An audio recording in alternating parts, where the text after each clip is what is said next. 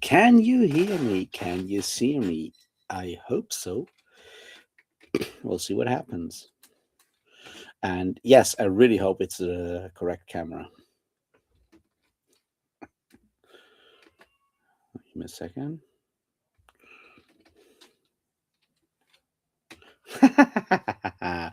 And the tab crashed. That is good. Tell me if you can see me and hear me, and I'll find out in a second, I hope.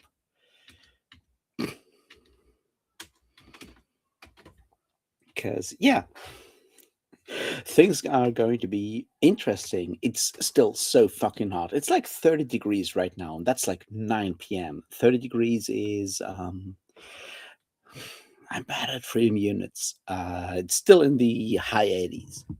So yeah, I've left my window open, so I hope my neighbors are not going to be too insane, and I really hope that there's like no bats flying into my room. Who knows? Might be.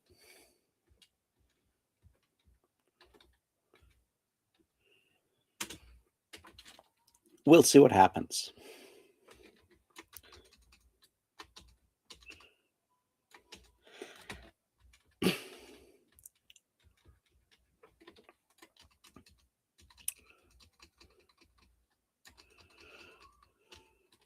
Gods, I'm so fucking done with this program.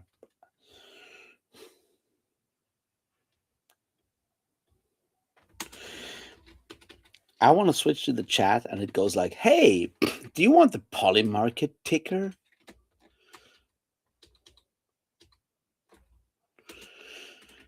Let me switch to chat again.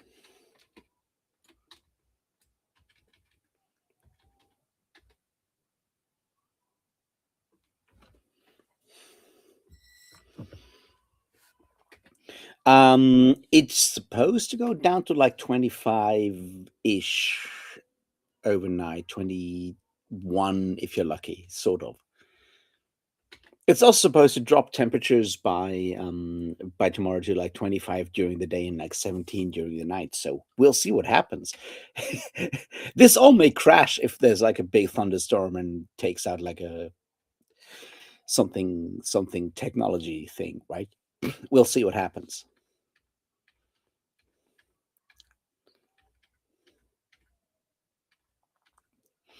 So it's 89. Yeah, it's bad is what it is.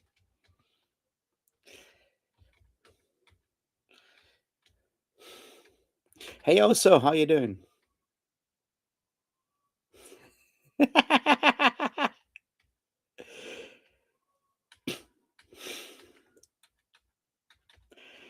Hey Chadia, hey Oso. I'm gonna start this by opening this beer and we'll see what happens. And yeah, we'll go from there. This is going to be like very interesting. I spent the last 2 days playing Dungeons and Dragons. I just killed a necromancer today, which is well deserved because fuck that guy. Anyway, cheers.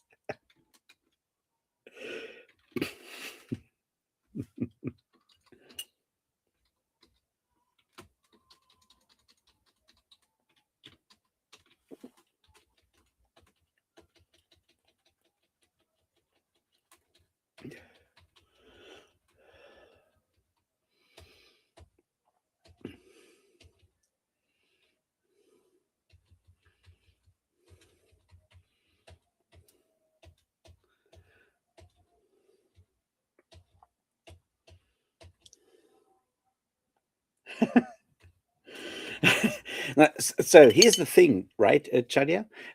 When you said you made me nervous looking for pants, here's the deal, right? My computer that I'm running this off is a laptop, but for like space reasons and so forth, it's on the floor, and it does have a camera. So if I fuck up with like switching camera to my actual webcam, you would totally get the the kind of view you really don't want to. So that's why I really need to actually wear like at least some form of pants, because now you know. Anyway,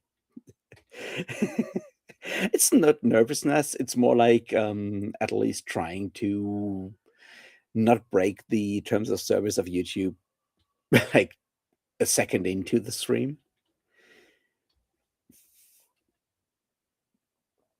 Yeah, linen does like work really well. Like I've friends in like reenactment stuff, and they do like a lot of like linen stuff, and it's so good with like these temperatures and sweat. It works so well.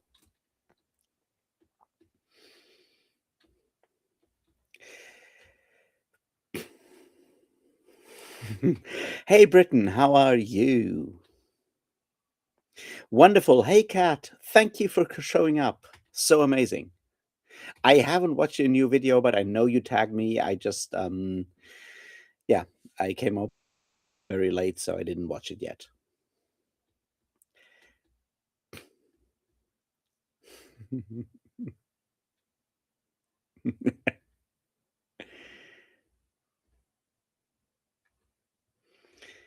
Hey, Bedivere, how are you? I have to say this for a second, like Bedivere, I love the fact that you took one of the like really like lesser Arthurian knights for like a title for a name. That's just like really cool. So yeah, that's awesome.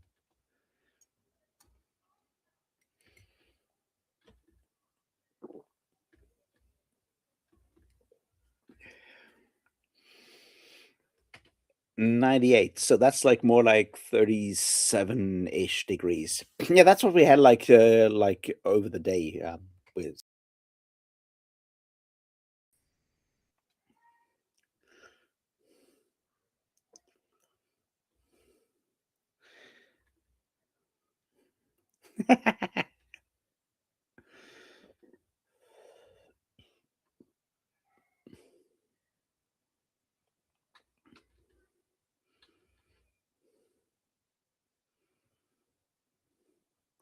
Wait, you got a thunderstorm, Chad? Yeah, that's amazing. We didn't get anything. So I was like over the last 2 days, I was at a friend's place and we were staying with them, playing Dungeons and Dragons yesterday and today, which is why this is later than usually because I had to get back and all of that. And no, no. We didn't get any thunderstorms. We just got like very, very hot dogs because turns out dogs really suffer in this temperature, especially if you're like a giant schnauzer. And I feel so bad for that dog, man. But also, if that dog is panting, you get like levels of like high temperature moisture that you're usually only getting in like fucking sauna. It's bad.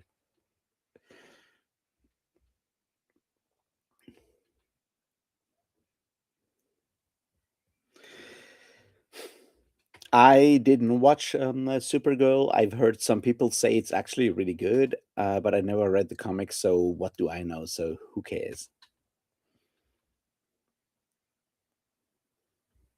No, it hasn't rained here since like for like the last 3 or 4 years. No, not years, like but like weeks, definitely. I don't think it has rained in the entirety of June. Maybe for like 10 minutes or something.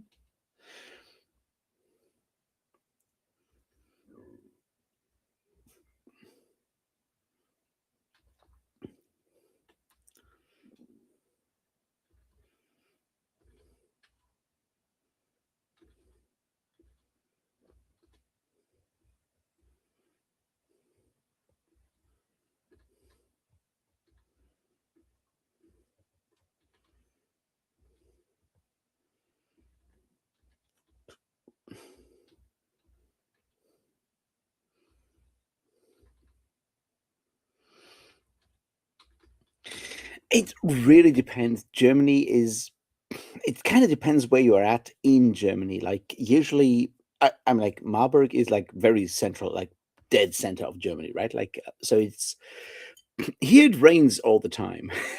Just to be clear, like Marburg feels like autumn most of the year. Um, there are other parts that are like summer all the time. If you go like to Lake Constance or a Bodensee in German, which is that lake that has like that is between Germany and Switzerland and Austria, that is very dry, but because, it's a huge fucking lake, you can it's bearable.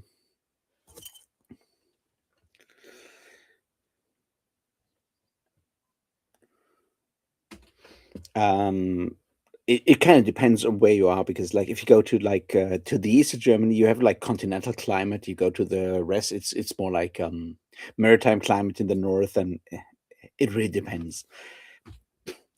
But so yeah, hard to say.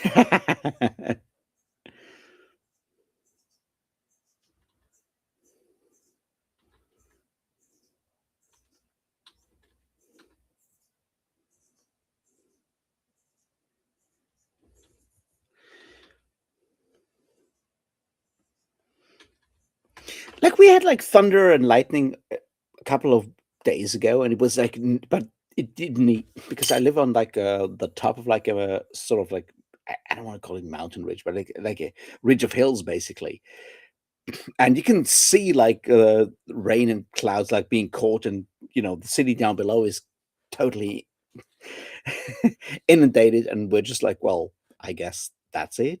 I don't know, but yeah, as I like with pets, it's like really hard because it's not their fault, right? Like they didn't fuck up the climate, and with like an animal, like a fucking yeah, both like a really like furry cat, but like also like a fucking schnauzer, right? Like they're like furry as fuck. There's like so much fur around that fucking animal. It's bad.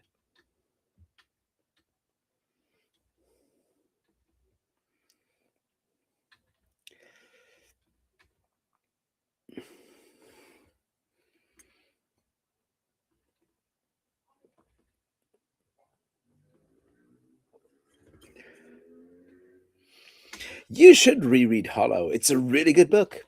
It does weird shit.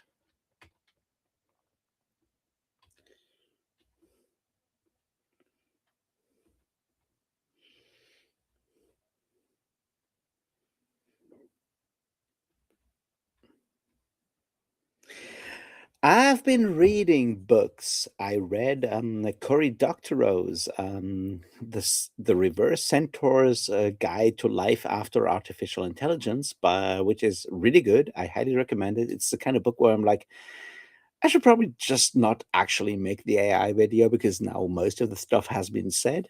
No, it's a really good book. I highly recommend it. It's amazing. It's really good. And then I did the thing. I read an Adrian Tchaikovsky novel, which was good. I read Green City Wars. It's not the first book about uplifted, cybered up raccoons doing raccoon stuff, which surprised, you know, if you'd asked me like 5 years ago, how many novels do you read about like, cyber raccoons? I'm like, I don't know, probably none. Now I have read two. I think the other one is better, but the other one is Out on Blue Six by Ian McDonald. So it's a hard fucking, thing to overcome. But the Green City Wars, fun, really good. Lots of anarchists and cool stuff. I enjoyed that. And at the moment, I'm reading a new collection of, well, selections from the prison notebooks of Antonio Gramsci. And, I feel like more people should read more Gramsci, but that's probably just me. I don't know. I'm gonna read probably The Republic of Memory next week. I don't know. There's a couple of other books I want to read, and on the 7th of July, the new Chuck Tingle novel, Fabulous Bodies, comes out, and you know, I'm gonna read Chuck Tingle on release date for reasons. So that's gonna happen. And beyond that, I don't know. But yeah, that's what I'm reading right now.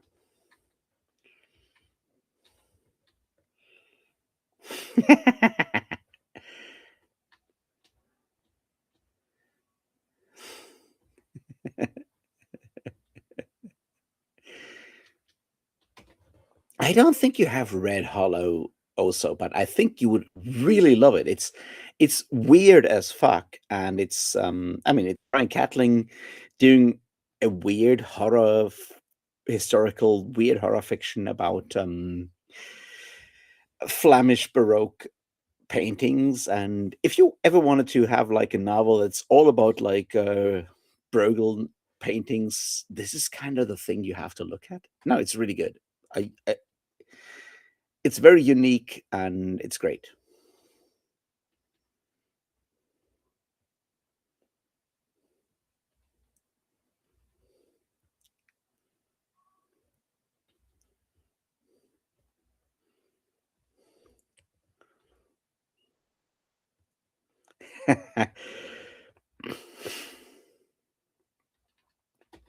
No, but like just to be clear about this, Chad, yeah, I think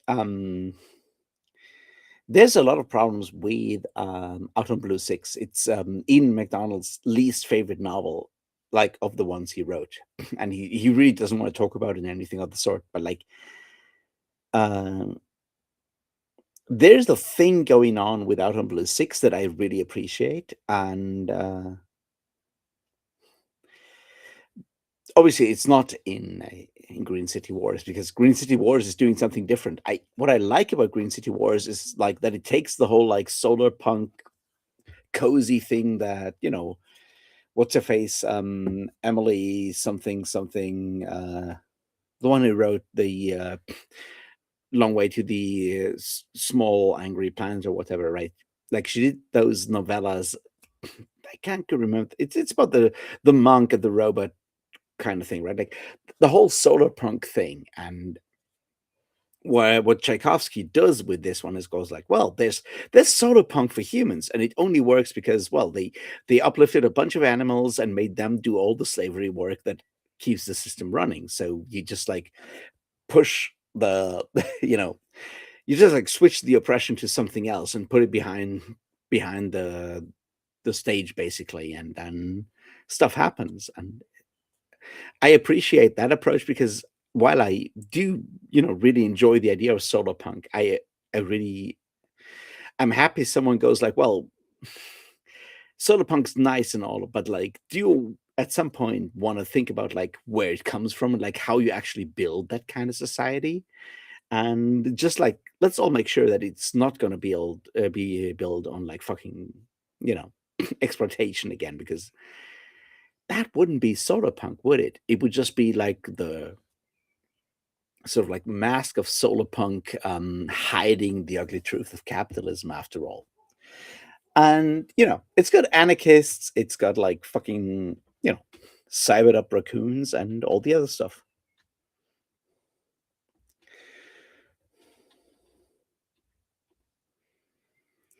um yeah, almost there also.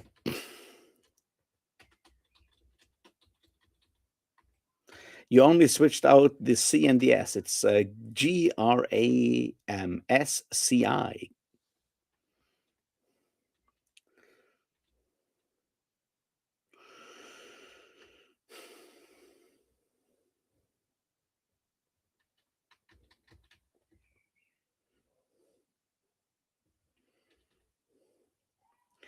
Hey Liam, how you doing? Yes, Hollow is really good.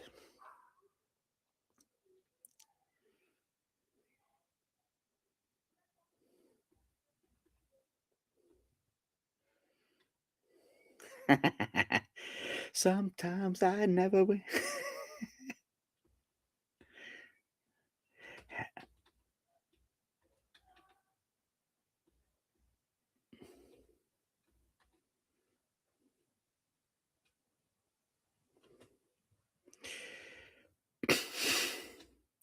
No, like JJ is one of the really cool ones. I'm happy that there's like people like JJ coming to you to BookTube and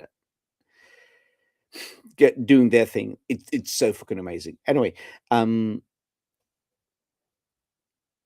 I'm not just really bad at like a lot of this stuff. Like obviously, I read books from all over the place, and one of the things I'm not so much with like the Pride Month thing, but like when you have like Black History Month and stuff like that, and I'm like, how do I know if an author is, black? As someone who doesn't, look at like author pictures for obvious reasons. Like, how do I know? And doesn't that sort of like focus on like a very specific thing at the end of the day? Which is not going to say like that.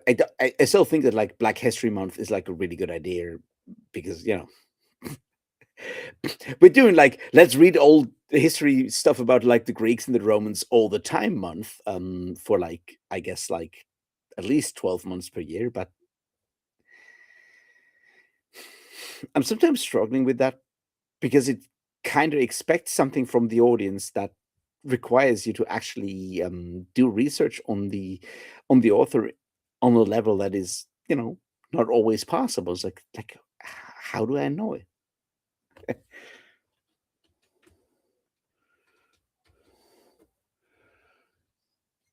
Yeah, Becky Chambers, that's her name.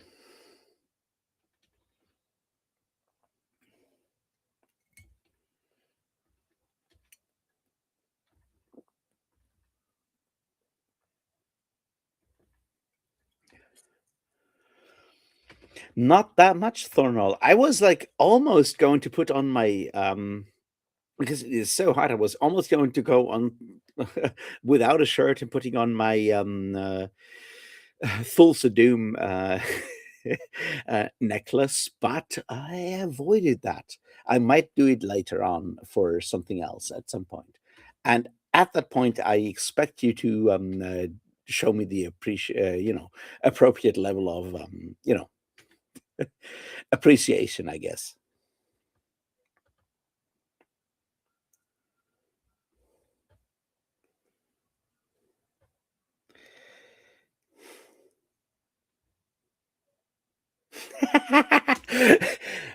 Thank you for your service, Liam. I appreciate that. Ilmet and Lankmar is such a good story. It's there's some issues there, but I think like compared to both of the prequel stories that Lieber wrote later, like both the Snow Women and is it called the Unholy Grail, whatever, the one for Fafhrd, right? Like those I don't think are that good. Like Ilmet and Lankmar is like having been an obnoxious dude in his 20s. I'm like, yeah, this is surprisingly realistic about like how toxic mass men are in those situations. Like the whole getting drunker and drunker and drunker and being like absolute fucking dickheads doing the dumbest shit ever. And then once the consequences come home that you never thought about, you just turn into like a murderous barbarian kind of thing. Both, all of that works with, the difference is, being that like most of us don't have the chance to actually be those type of murderous barbarians. But like the rest of it is so good, which is like one of the reasons why I love Fafhrd and the Grandmaster, like why I love Lieber so much as an author is like there's stuff wrong with him, but like few of the sort of like old school sword and sorcery authors are as sort of like self-aware when it comes to the toxicity of masculinity in the 1930s and 40s and 50s. He's just so good at this. And yeah, now Ilmet and Lankmar are one of the best stories I've like of that sort of like older pulp story vibe, one of the best stories ever written. It's so fucking good.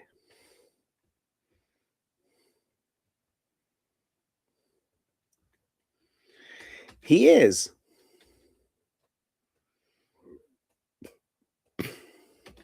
Well, good luck with the lecture. I hope you have fun, Liam.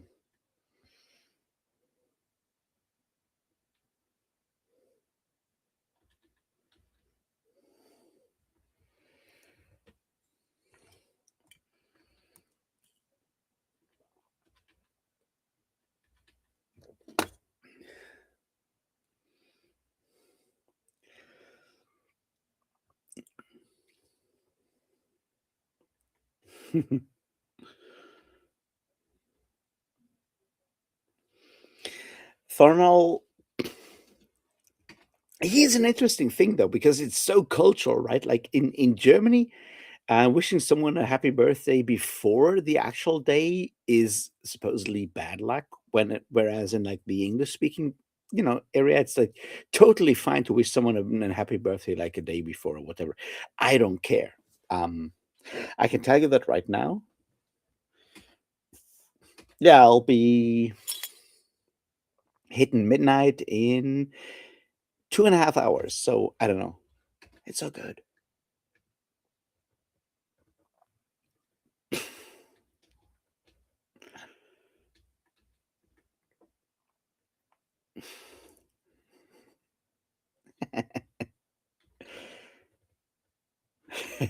Hey Ida, how you doing?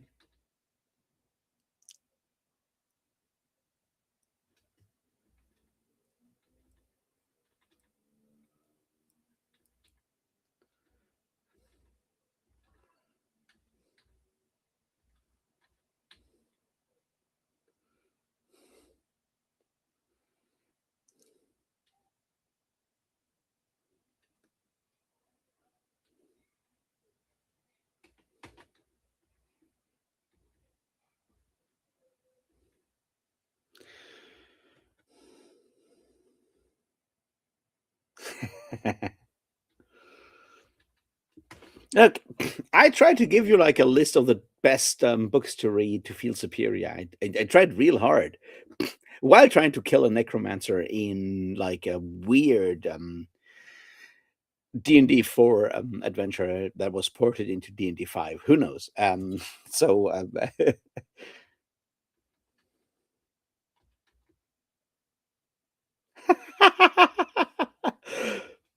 I'll take that as a compliment, Mike. No, I'll be turning ancient. No, uh, no, but to go back, I enjoyed that Adrian Tchaikovsky. I was always like, well, I'm not going to read Adrian Tchaikovsky because I was at that time still sort of like associating with people who were like super praising Adrian Tchaikovsky, and I'm always getting nervous when people go like, he's the best author ever, and he writes so many books, it's so good, and so forth. And I'm like, no, that's not how that goes, right? And then he wrote that fucking book about a raccoon. I'm like, well, raccoon. I guess I have to.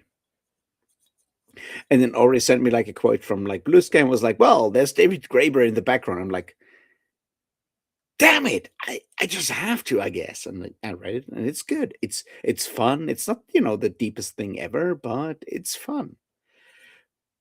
With some reservations because it is said in Neu-Wien, which is New Vienna, and he uses a lot of like German words, and some of them are sort of like slightly weird.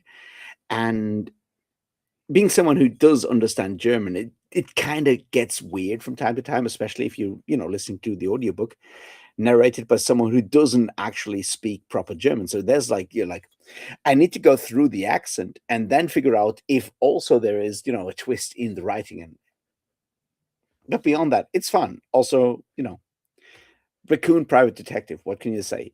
Go read the book. It's good.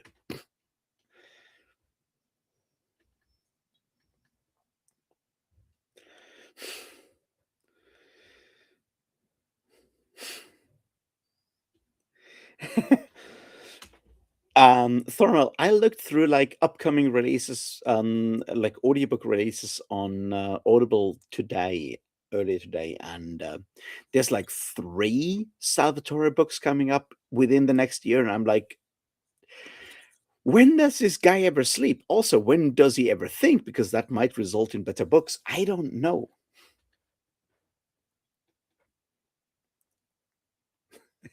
I will never do a tier list.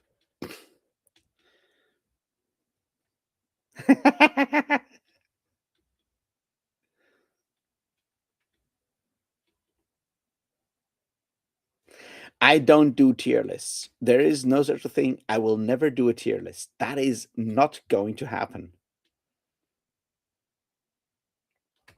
No, no. I think I'd like a lot of like Tchaikovsky's stuff. I think I will.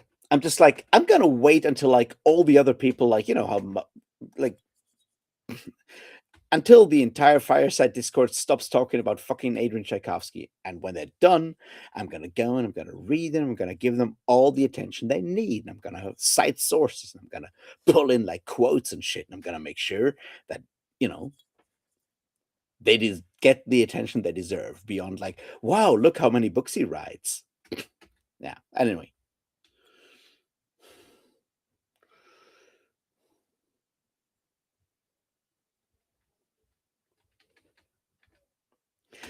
No, Britain, you're gonna read Green City Wars because it's got like a private detective raccoon. You're gonna love it. It's cool. It does private detective stuff. There's so many jokes around like noir and hard-boiled detective stories in there. You'll you'll probably hate it, but it's still fun.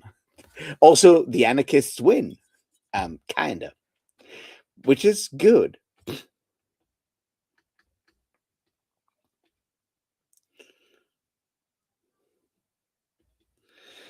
All right, let me put it this way. I'll do this. I'll not talk about it until they stop showing up in my recommendations, which is probably not going to be that much longer. But um, I'm doing my own thing. I'll talk about Green City Wars next week. It's I wanted to do it today, but because of the heat, all the trains were delayed, so I came home like an hour before we started the live stream, so it didn't happen. But Tuesday, maybe Wednesday, who knows? But it'll happen this week. I'll talk about Green City Wars. I'll explain stuff. I'll throw in some anarchist stuff. Who knows? Get yourself like a red neckerchief. Why don't you?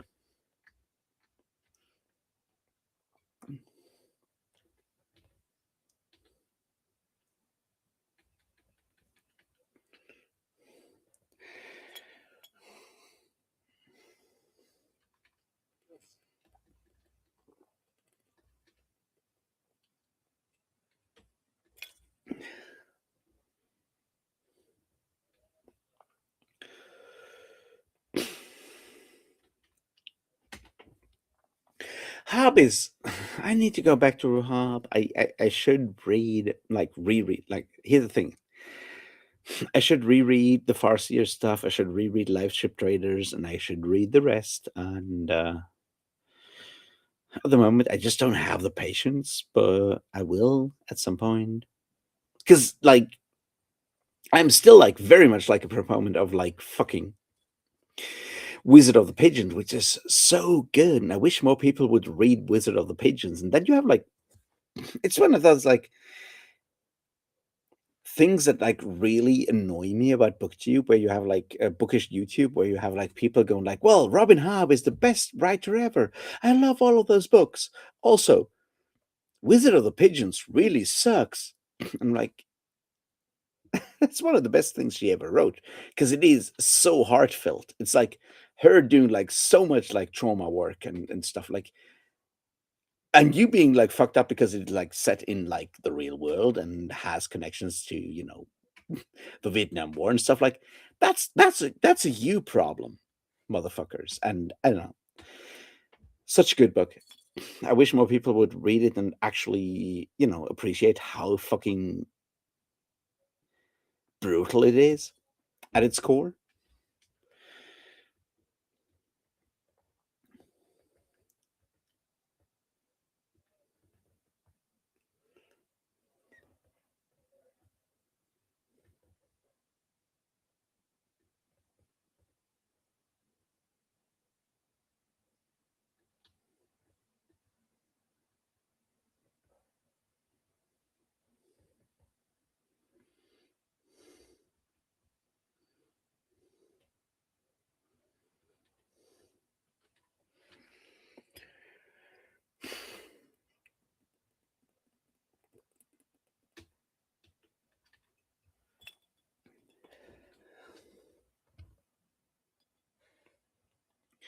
But anyway, as said, the reverse centaur's guide to life after AI is really good. I think it misses the sort of like weird cultic aspect, which is understandable. But I highly recommend it if you just want, the political, the sort of like economic aspect, the technical aspect, and the more public political aspect of like why the current AI thing is, just like really fucking stupid. It's a really good book.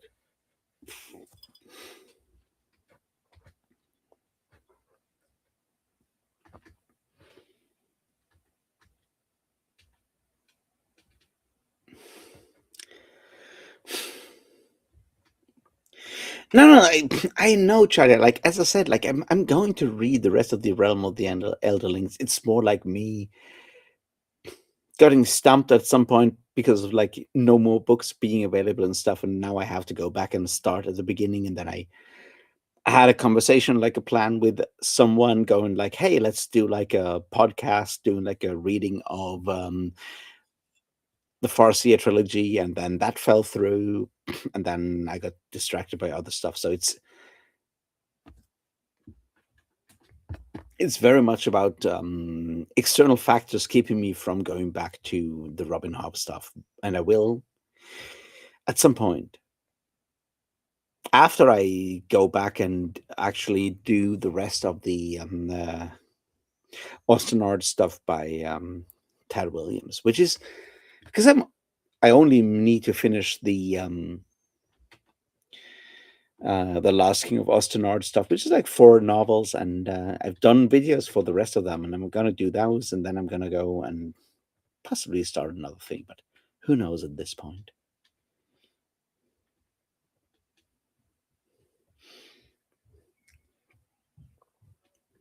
Yeah, I can imagine, like, for you, Ida, it's like I'm not doing anything and I'm sweating like a pig.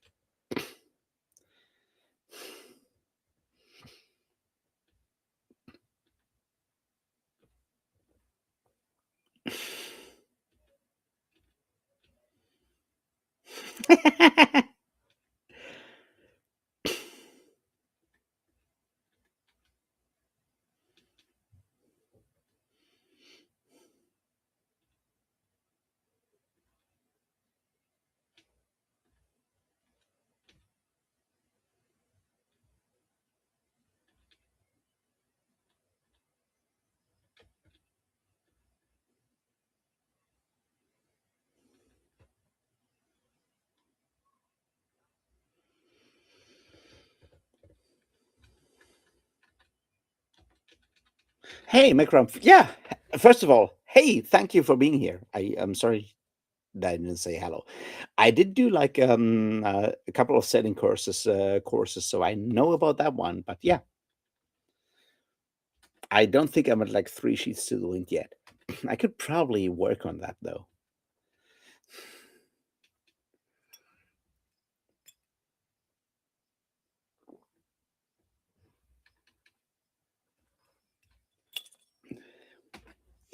And yeah, John, Momo, that's a bullshit kind of thing to say. And there's a difference between like, making jokes and being a mean asshole. So I don't know, cut it out, motherfucker.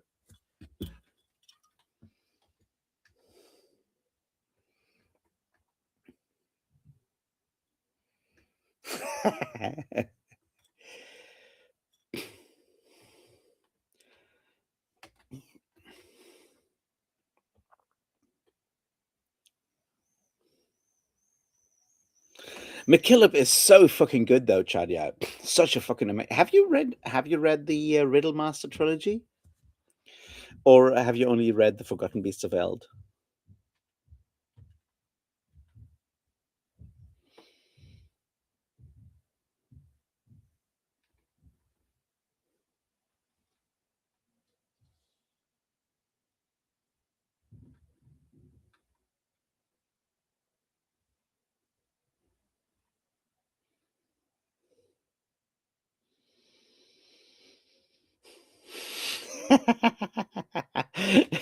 But I totally get that. Like, I'm waiting for the fucking thunderstorm I've been promised for like the last 2 days, and supposedly it's going to go down tomorrow to like 25, 6 degrees Celsius, and that's good because it means I have hopefully the time to record both the birthday video and the navel gazing, and then I can do the red. I can do the Green City Wars thing on Tuesday. And after that, who knows? Finally finish the fucking AI video.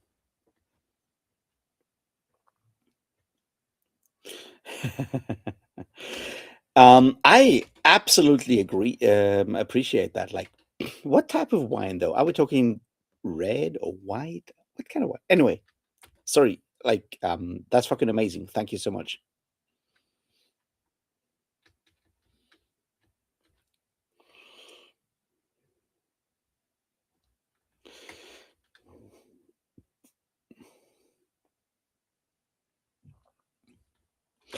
Well, I mean,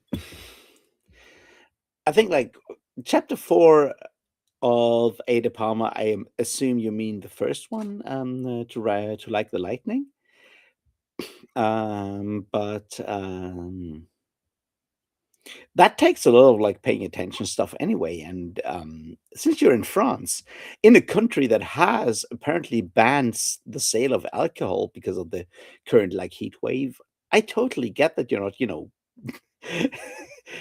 that good at paying attention because it's fucking hot, motherfucker.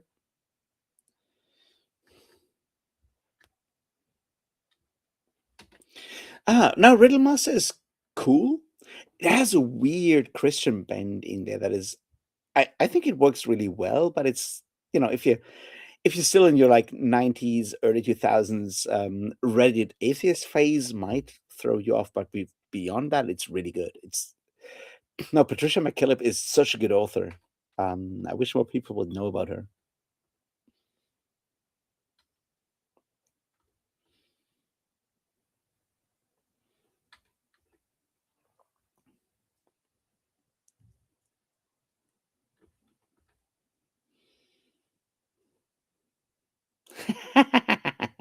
No, we're getting there. Also, I think I've figured out how to solve the issue that I was struggling with, because there's like a thing with AI that is really hard to explain, where you have like a lot of people having like consumer sort of like experience with AI, which is like you open ChatGPT and you tell them like, hey, make me a picture of comic character of my choice with big boobs and a gun, and it does that. You're like, oh, holy shit, AI is so good. But that's not like how AI as a business works. You kind of need to sort of like separate the enterprise thing with the consumer side and explore how both feed into the same sort of like project. And that's something I struggled with for a long time. And I'm trying to figure that one out. And I think I've got it sort of like figured out. As soon as, you know, it's not like 100 fucking degrees freedom units outside, I will continue recording the video, and then we're gonna get this thing out. And then I can go back and talk about Mormonism.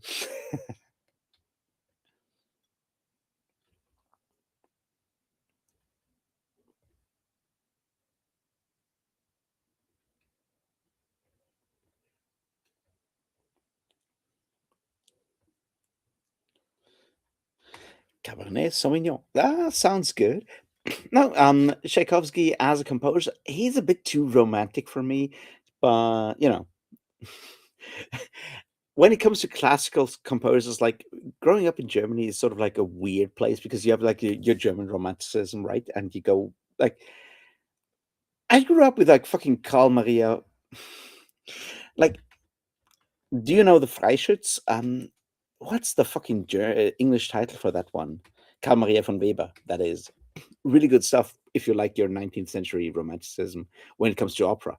Really good opera though. Like, highly recommend it because it's like almost fantasy, right? It's like this guy making a deal with the devil so he can win like the shooting competition, so he gets the girl, and then you have to survive the whole thing of like making a deal with the devil and stuff.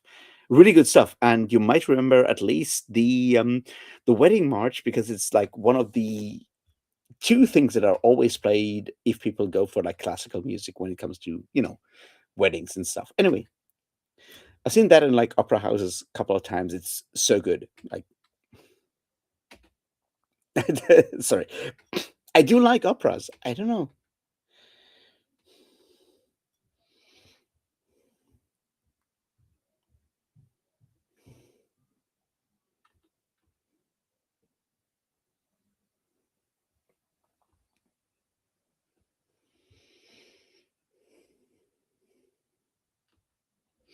I've only read The Magic Mountain in German, and it was interesting.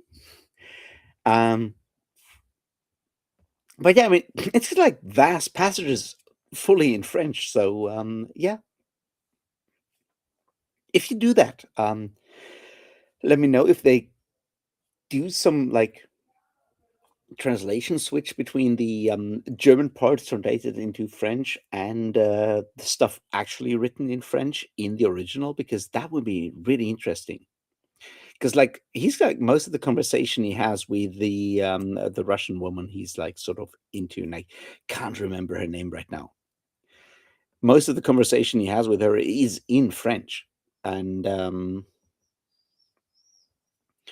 it would be interesting to know if there's like if they translate his French as like perfect French, or more as like a German trying to do perfect French. You know what I mean?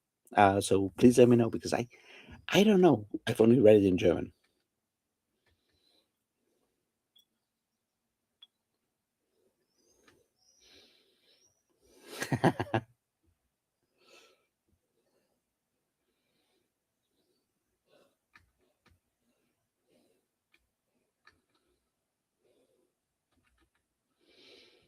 Yes, I did say really good opera. Not in that spelling though, my friend.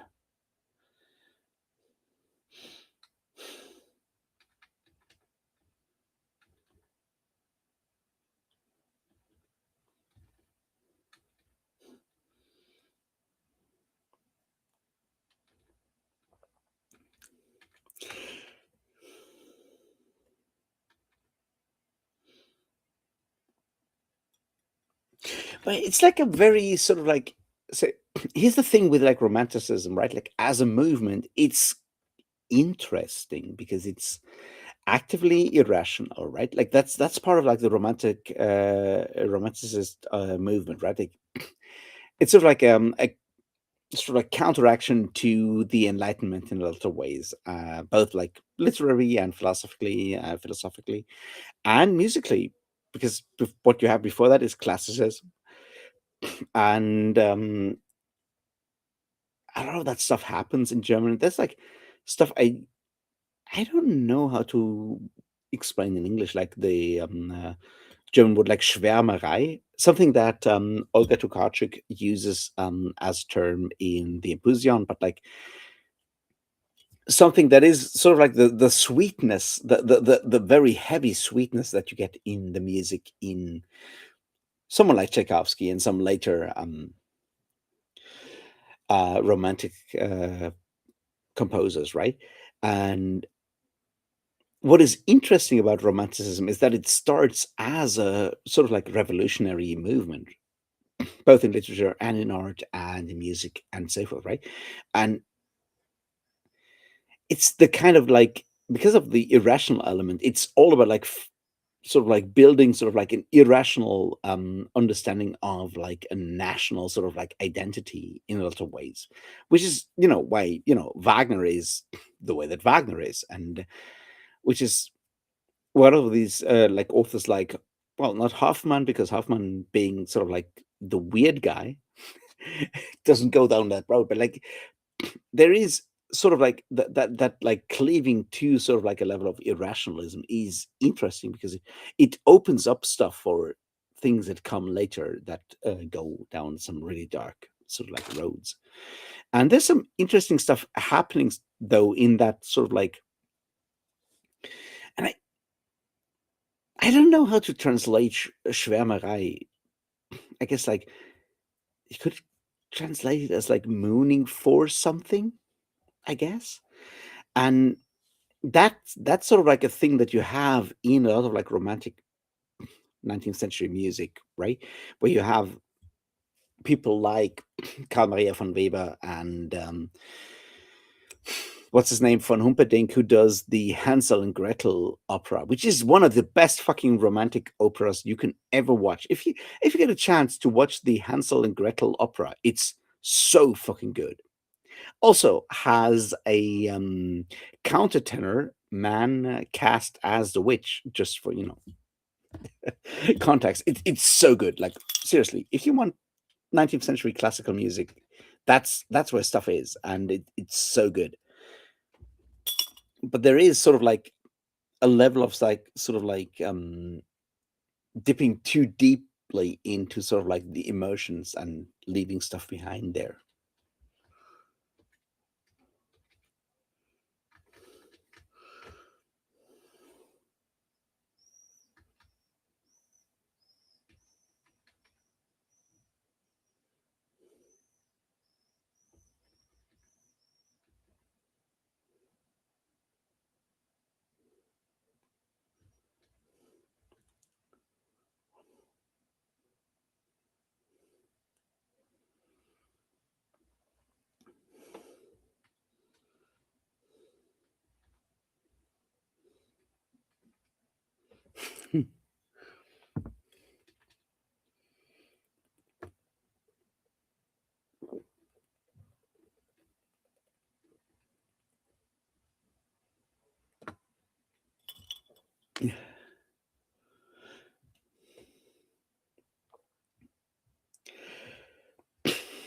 Hey, Mick Scarfield. Yeah, that sucked. I mean, Frankfurt is like 80 kilometers south of me, so it's like the same temperature.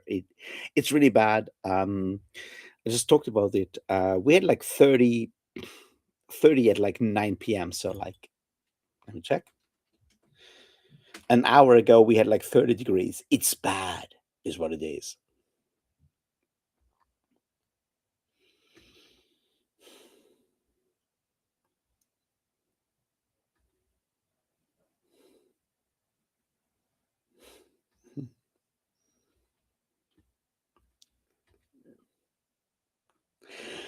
See you later, Chadia, or maybe not, but thanks for showing up. I appreciate it.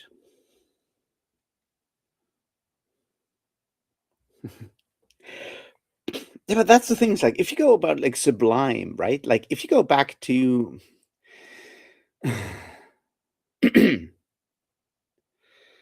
that arch reactionary, but anyway, there is a darkness in romanticism that is really important. Like I mean, you read someone like German author E.T.A. Hoffman, right? There is a darkness in that. Like, I talked about that with Liam when we talked about the Mouse King and the Nutcracker. But like, if you ever read, if you haven't read, oh, let me put it this way, right? Like, if you haven't read The Sandman by E.T.A. Hoffman yet, you want to read a really creepy, really fucked up 19th century Gothic story. The Sandman by E.T.A. Hoffman is the thing you want to read. It's gonna fuck you up. And there's body horror in there. There's like weird shit in there. And that's sort of like the dark side, the underside of that sort of like specific part of like European history in a lot of ways. And I wish more people would read it, just like see how dark romanticism actually is. But yeah,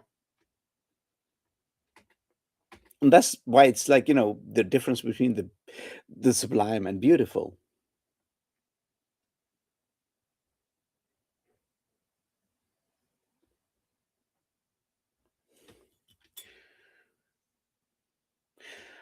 The D&D game lasted. It's hard to say. So we started around noon yesterday. And we played until midnight, so 12 hours, I guess. And then we played another like 5 hours this day, today, I think. So, which was fun. Hey, Jay Palmer. No, I don't hate you for being conservative. I would never hate you for being conservative, because that's a very sort of like broad statement.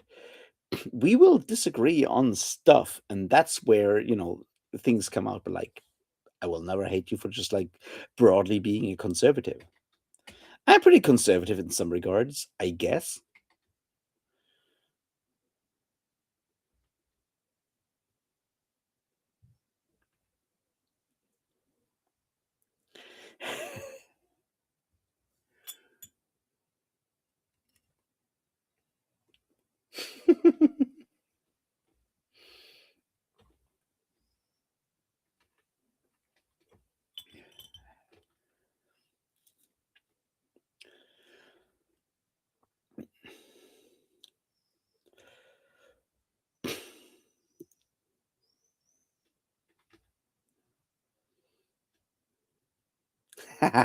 You are very lucky because I don't have fans in my room, but like we did have fans at my friend's place where I stayed yesterday and most of the day today for the D&D gaming because they had fans. I don't have that. And I live under the roof on the third floor and it's pretty hot. It's what I'm saying. Just not in a good way.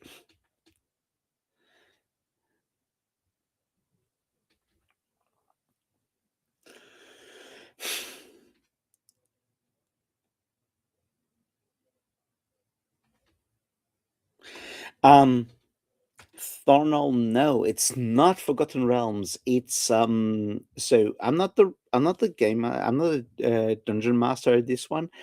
I run a Deadlands game that we played last weekend.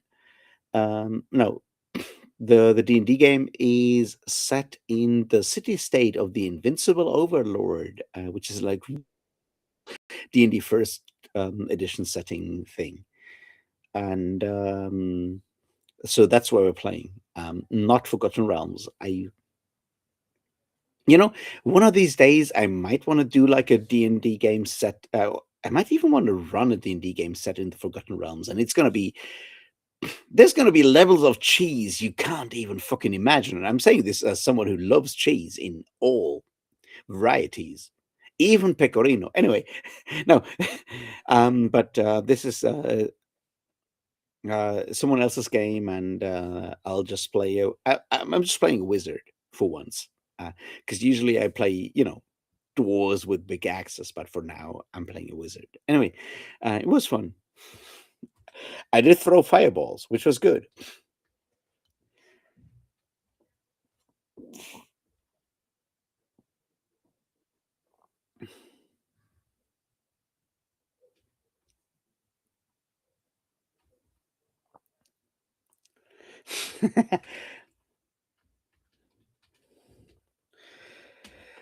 All right, John, I'm going to tell you this once. I don't have a problem with conservatives. I have a problem with people who are trying to troll for attention. And I have a problem with people who are doing this in bad faith. And I the thing with you is that it comes across as bad faith and trolling for attention. I don't think you're doing bad faith, but you're definitely trolling for attention. And I don't need to do that all the time because I don't have the fucking energy. I don't want you to become like a fucking anarcho communist next week. That's not my point. But there's so much stuff going on that I can't deal with. So, yeah, at the end of the day, don't be a dick and you're welcome here and we're good. And that's it. Which is, why I don't censor you, why I don't kick you out or anything. There's a couple of like hard lines and those will be enforced as clearly as possible. Like you say something transphobic, you're out.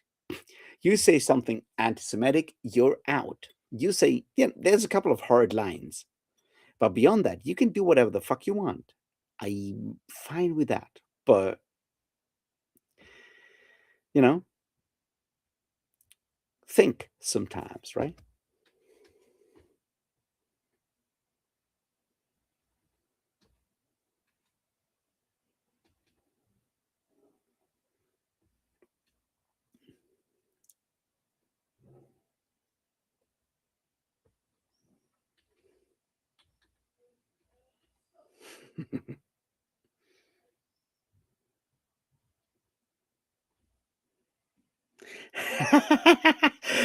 Ida, no, you don't look. You count for so much.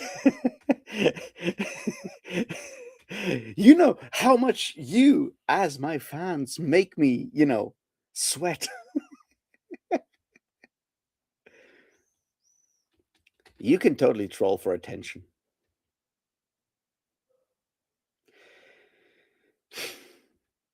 You show me that Magic Panther statue, motherfucker, and then you can be that.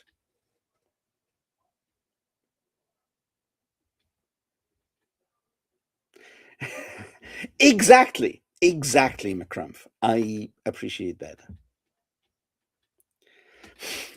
It's so fucked up. Right?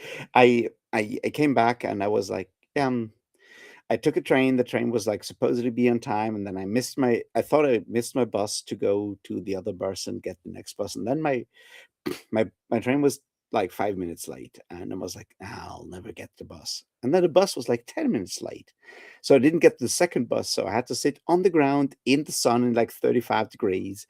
And the audiobook I was listening to was a selection of the prison notebooks of Antonio Gramsci for reasons, because apparently that's the kind of person I am. Where I'm like, I'm drinking beer on the street, listening to Antonio Gramsci, and if you know people think I'm a punk, I can say yes, but I'm an educated one. You want to talk with me about about Gramsci's views on the education system? I got facts, and they don't care about your feelings. But yeah, that's my way back home today.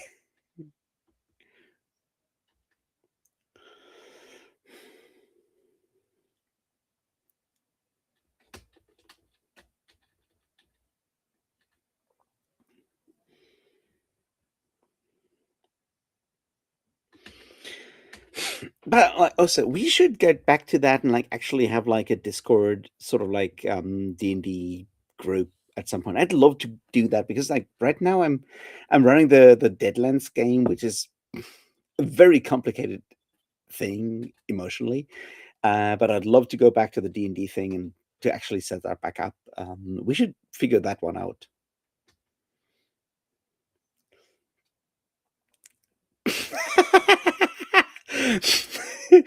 This is like 14 square meters. This is not that big.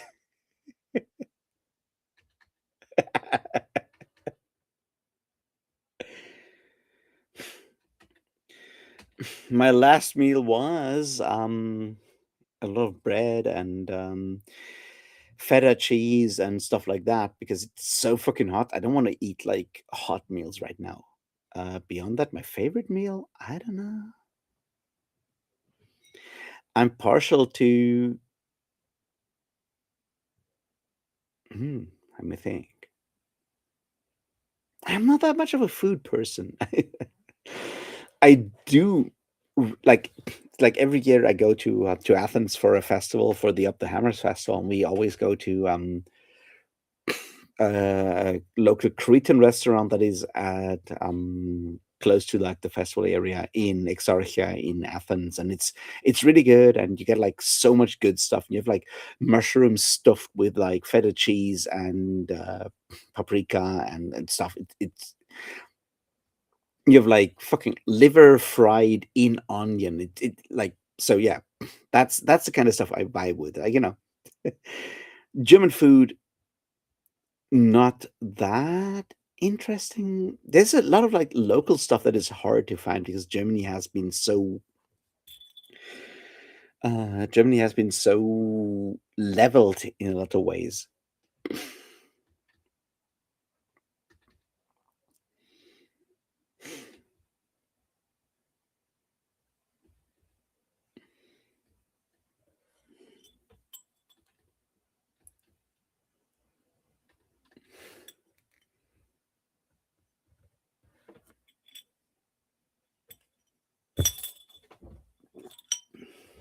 No, John, I know you are trying. I think, and that I mean that's one of the reasons why I haven't banned you or anything of the sort, right? Like, I know you're trying your best and trying to improv and make me laugh and everything. I think there is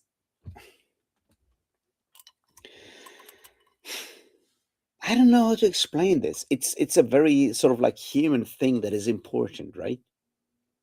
Which is like respect anyone, like respect everyone as a human being. Don't be mean to anyone.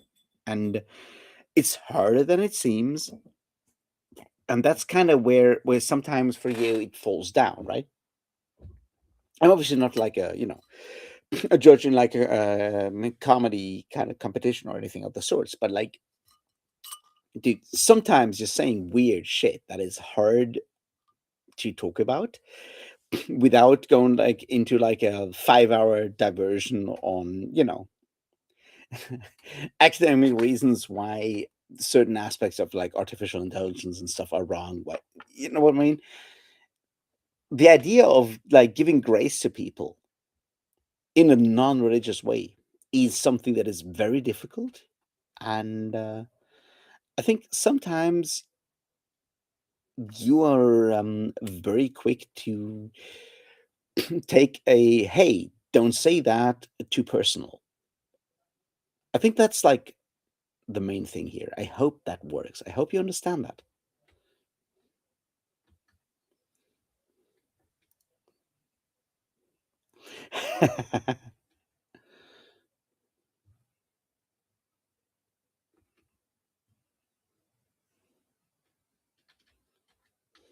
Well, Britain, I guess you don't have enough communist friends, so I don't know. Join the DSA, I guess.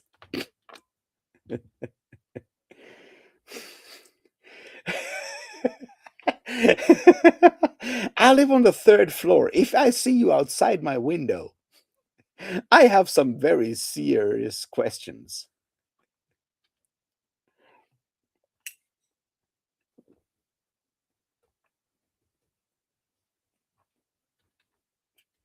Fuck, it was today. Hell yeah, fucking Mel Brooks. What a fucking amazing guy. Like, seriously, everything Mel Brooks has covered, everything he has touched, it's been amazing. Like, seriously, I'm I thought it was like a couple of days. I knew he was turning 100 today, like this year, and I was like, it's sometime in July, isn't it? I didn't know it was today. So thanks for mentioning it. But like, yeah, hell yeah for fucking Mel Brooks.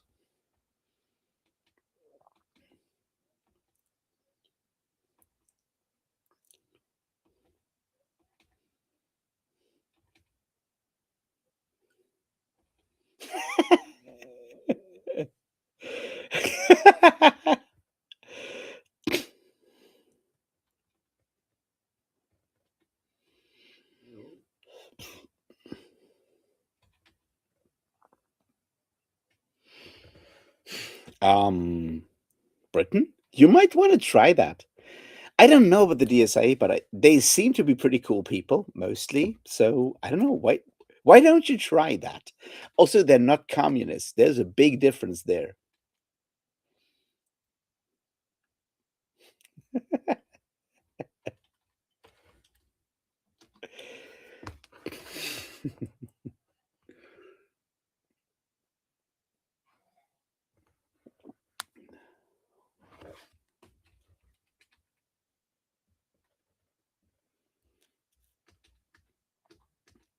Thing is, though, Britain, there was like a plan to have like an actual like official Baslag tabletop RPG was supposed to be done by Adamant Entertainment, and then Garrett Skarka got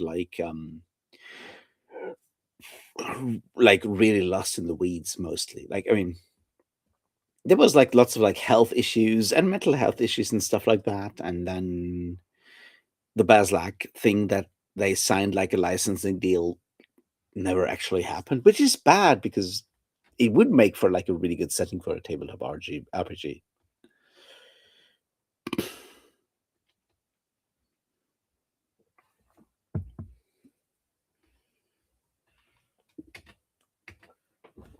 But beyond that, you might still want to, go down to the DSA meeting at OU. They might be nice people.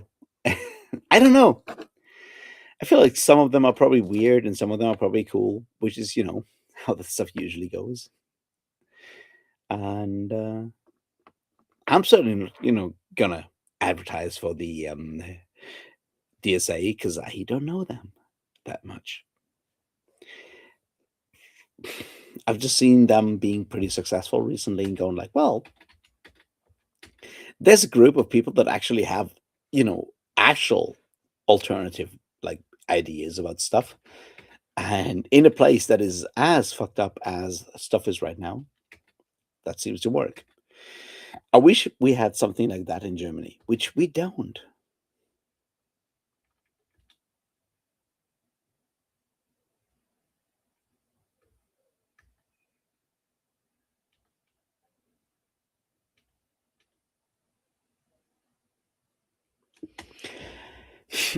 John, I don't know if it's going to work, but at least someone's trying something different at the end of the day. I think it might work. I feel like for New York, Mamdani, oh, fuck. For New York, Mamdani seems to work right now. Like he's good at what he does, both on like the local level, focusing on stuff like filling potholes, doing stuff that people really want, and he's good at communicating it at the same time. I think that stuff really works. Like Zoran for New York, that's fine. When it comes to the rest of the stuff, I don't know. How the fuck would I know? I'm not an expert. Thornell, that book was called We Dance Upon Demons by Vaishnavi Patel. I can put it into chat if you want me to.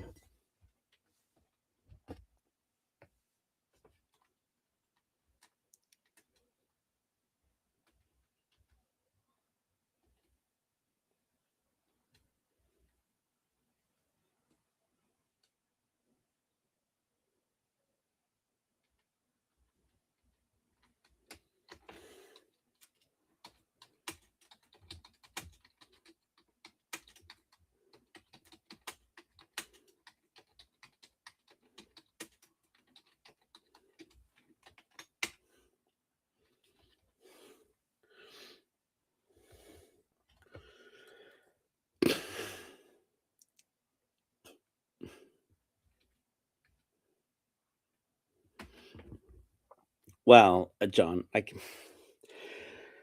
no one is saying to go communist because that's not the point. The slow idea is to move to a place where the people own the means of production, which means, worker cooperatives and stuff like that.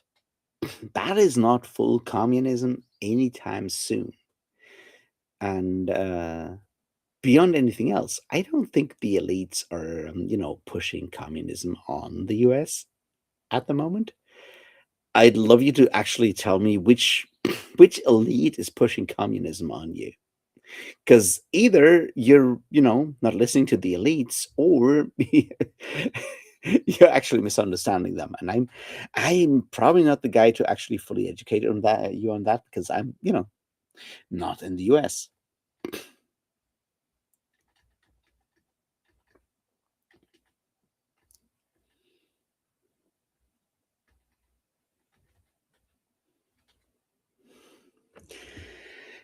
I wish I had some weight. Well, probably better for, probably for the best that I don't. Anyway, but yeah.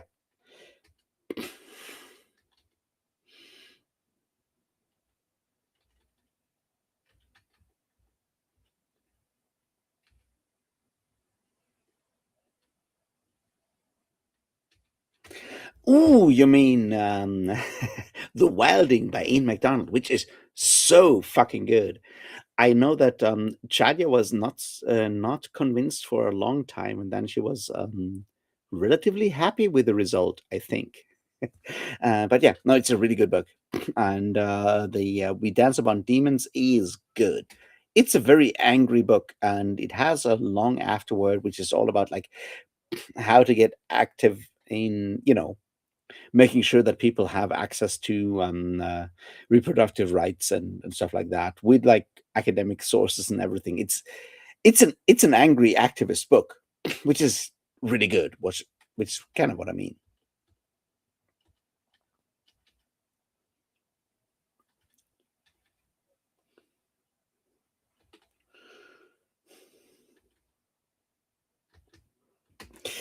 John, George Soros is not funding Marxism. He's not a Marxist. He's very much making money off stuff. He's a capitalist. In a lot of ways, he's not funding Marxism. And if you assume that he's funding Marxism, I want you to tell me why you think he is funding Marxism. Why you think he's a Marxist?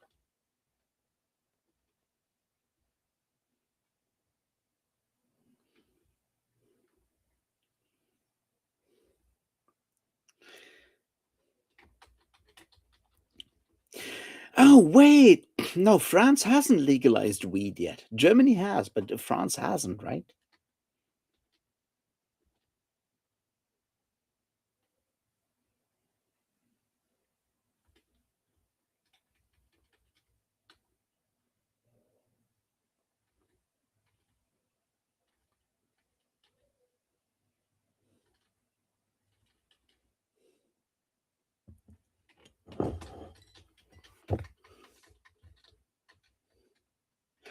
I have never heard of Lisa Liebs. Lieb? Who knows? Let me check.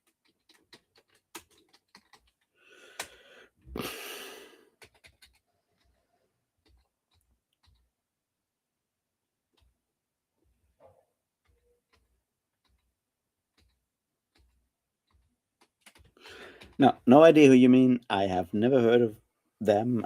No idea.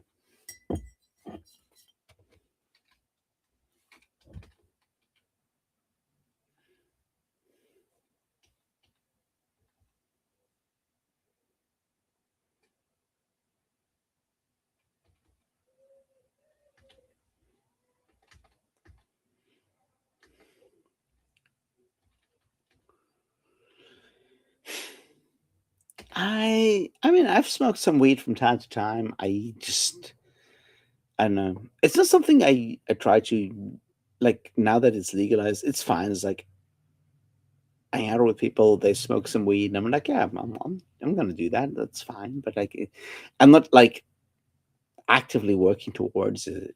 I guess is where I'm at.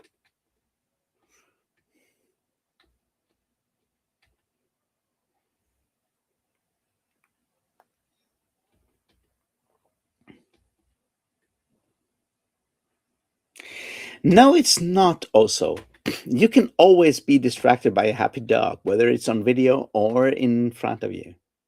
Because happy dogs are some of the happiest things you can imagine.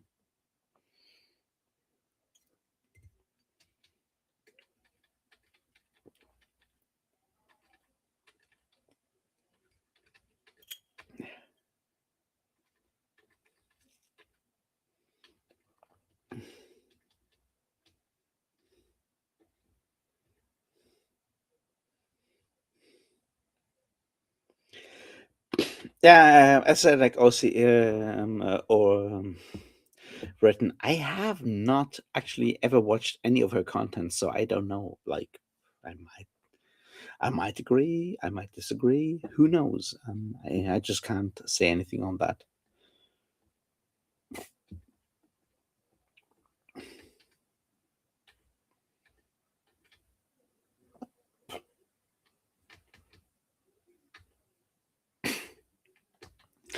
Wait, you need to stop with the weed? I don't know.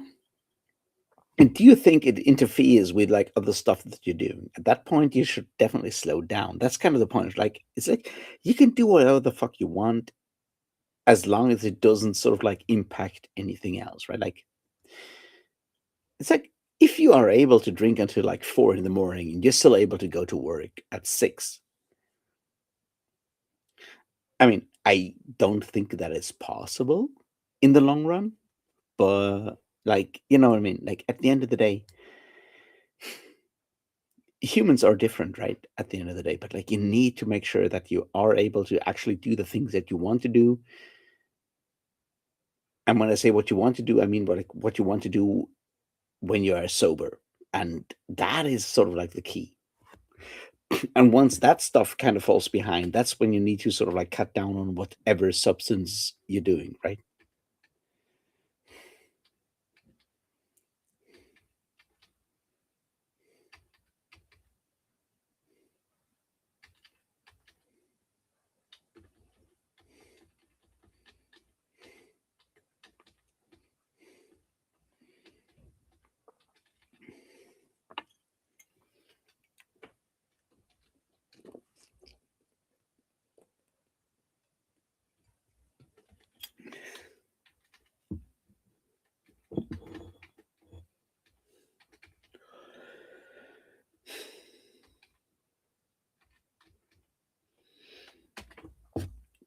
Yeah, I mean that's the point. Is like be aware of the fact that this stuff is addictive at the end of the day. Like whether it's weed or any other chemicals or alcohol or any of the things. Like, can you do without it? Can you go without it? And it's important to check that from time to time. Make sure that you can, because yeah, addictions kind of suck, to put it mildly. Like they suck real bad, and especially like with alcohol, it's that stuff is a bummer because there's like so much like physical addiction, and you need to be able to have weeks without any alcohol, otherwise you'll be fucked. And with weed, it's more like I think like a mental sort of like psychological kind of habit kind of thing. But I know I have I knew people, let's put it that way. Like I knew people when I was like 15, 16. They started smoking when they were like 15, 16. Like 10 years later, you could actually you notice like the cognitive decline because they were smoking weed like every day several times and stuff like that. It's like that's where like an interesting, cool kind of pastime turns into a self-destructive kind of habit. And you need to make sure that know where your sort of like limits are when it comes to stuff that really fucks you up at the end of the day.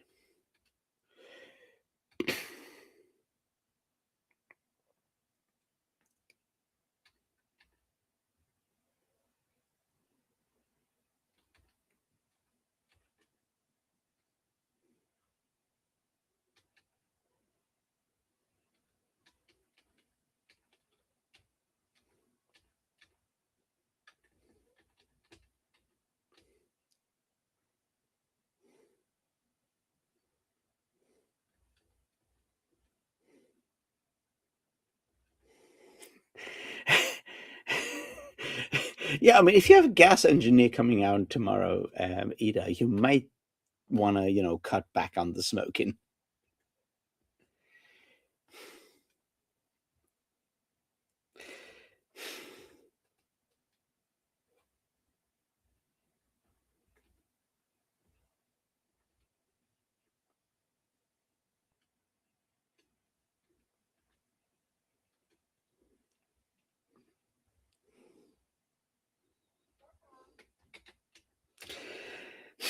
I mean, I have never tried cocaine. I don't want to try cocaine. It's like the asshole drug. Like I'm an obnoxious person to start with, right?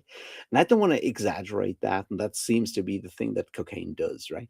So I don't want to do that. I thought about trying to do like either like LSD or mushrooms, like any of the hallucinogens, because at the end of the day, the thing I want to find out is like, as a blind person, do I get visuals? Like, I would like to find that out, but because it's all illegal, I'm not going to do that.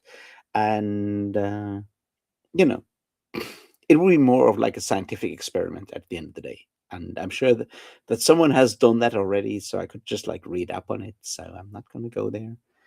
But yeah, well, that's why I don't try cocaine or anything of the sorts. And when it comes to Adderall, like, look, I have ADHD. I get like my, I get my methamphetamines on prescription, so you know, they just make me slightly more focused, just like slightly more.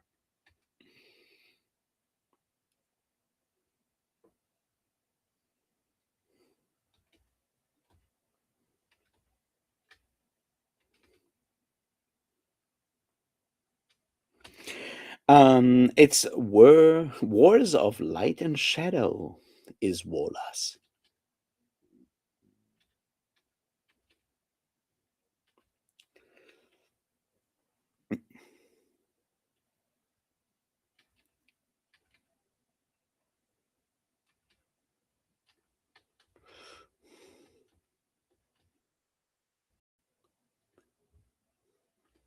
Yeah, alcohol does give you the worst hangovers, which like if you think about it, might not be the worst thing because it kind of gives you sort of like a reminder that this stuff is in fact toxic. It's like you don't want to do that too many times.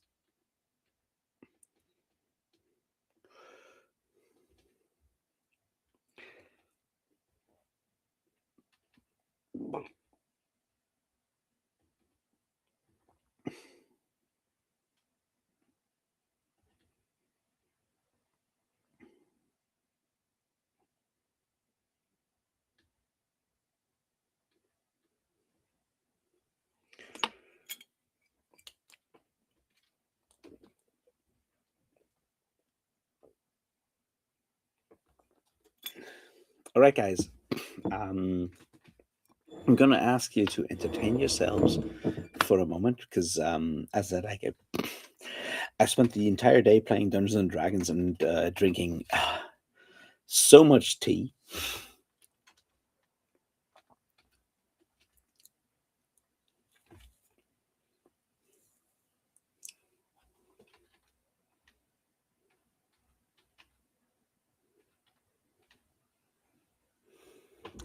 So I'm gonna go out and take a piss for a second. You can entertain yourselves, right? Like, I know, tell each other cool jokes and stuff. I'll be back in a second, and well, not a second, but like I don't know, 90. No, who knows? You can count it anyway. I'll be back in a minute, and then we'll talk on some more.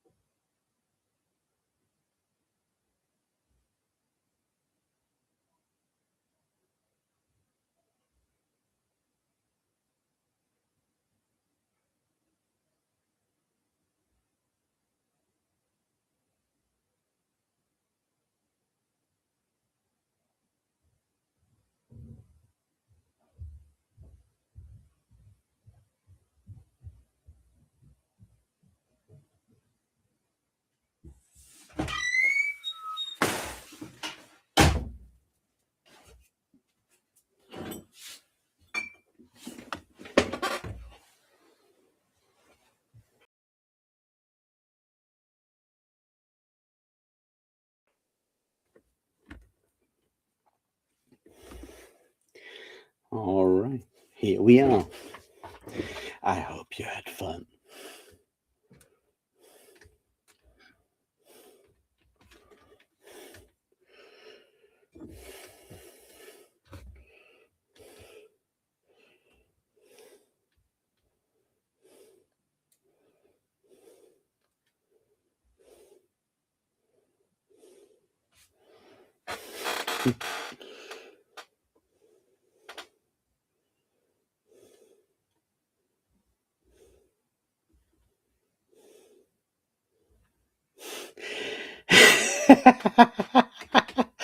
How do you survive in France with that opinion, though?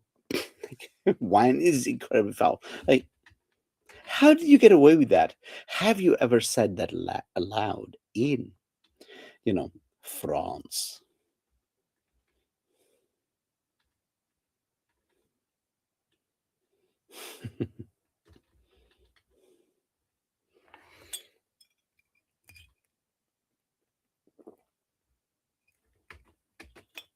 Well, at the end of the day, as long as you had fun, that's good. Like, no fun would be worse. Fun with other people, better, but fun is fun.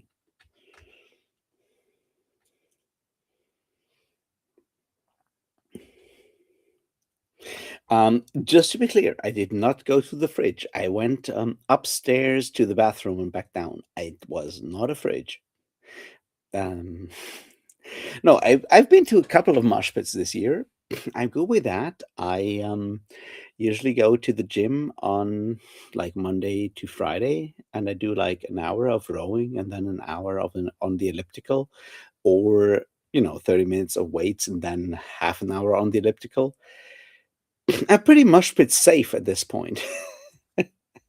But yeah, no, I went upstairs, but you know, it's super fucking muggy. We're like waiting for like the thunderstorm to drop because supposedly it's going to be like 10 degrees centigrade tomorrow, 10 degrees less.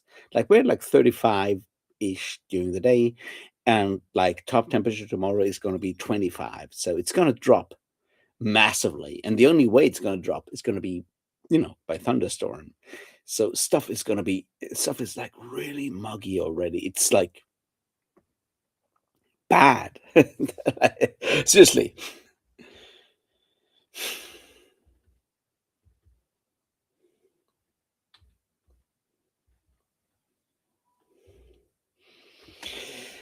Which part of France are you though? Wait, you said before, but like you're not in the Cidre part. You're not in Brittany. You're not in the non-French part of France yet, or are you? Because if you are, you can message me. I can connect you with a bunch of like really cool anti-fascist heavy metal people in Brittany.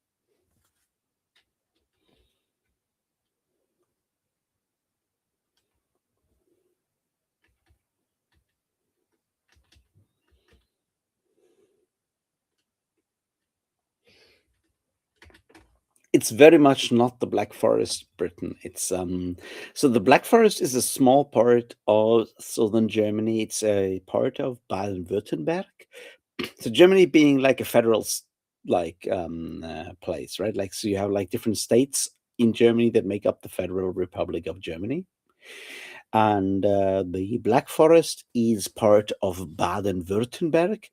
And because it's Baden and Württemberg, you already can tell that there's like smaller regions tied together.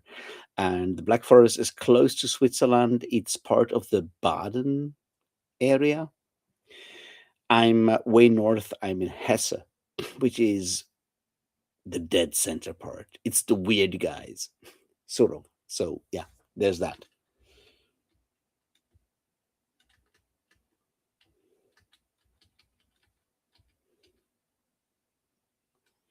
Oh, so you're in Lyon.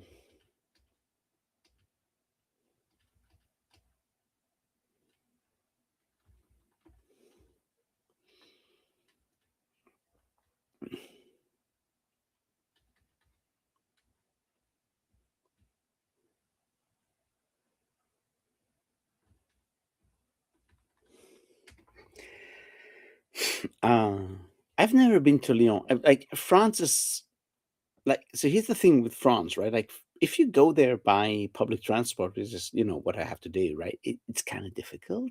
It's like you can go to Paris and then you have to switch in Paris, and switching trains in Paris is a fucking pain in the ass.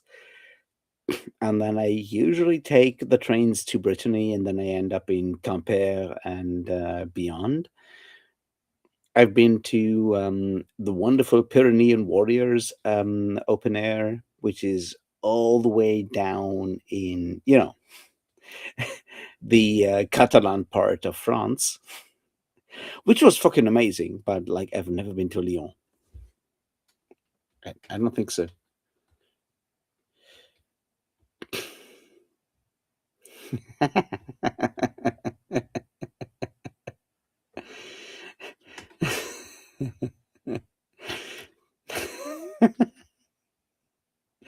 I might be dashing and daring. I don't know about courageous and caring though.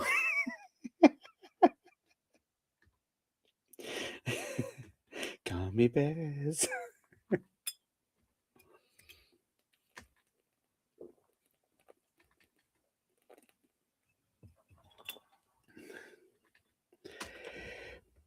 But like now that you're actually staying in France, we can totally like find a way to meet up at some point for like some concerts or whatever, right? Because it's not that far. Like it takes me like 4 hours to go to Paris by train from Frankfurt, and from there, so we can totally meet up for some drinks and a concert of whatever kind of music.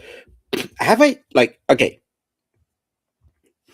The rest of you can totally ignore this, but have I told you about the amazing German weird jazz progressive metal band, the Monika Roscher Big Band? Do you know about them?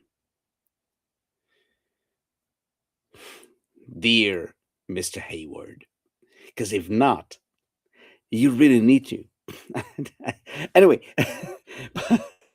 we can totally, meet up for, drinks.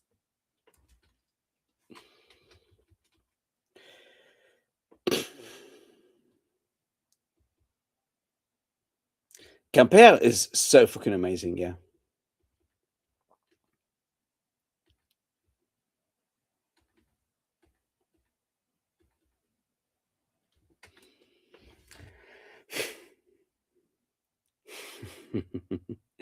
No, no, they're like I need to think about what the local place was because it's like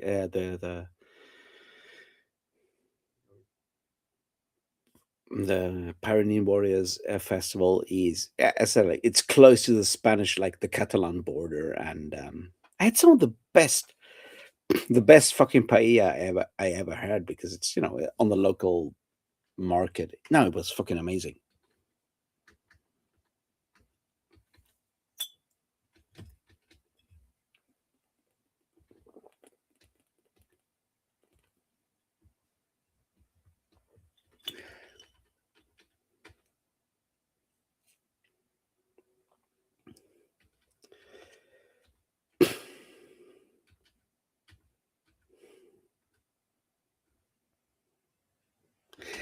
So yeah, I guess we'll meet to like next year for the Courts of Chaos Heavy Metal Festival, which is run by some friends of mine in Plossevé, which is right at the Plage de Menhir, so slightly beyond Quimper, but it's right next there. And we can totally meet up for some beers there, and they're good guys, and dare I say, anti-fascist a lot.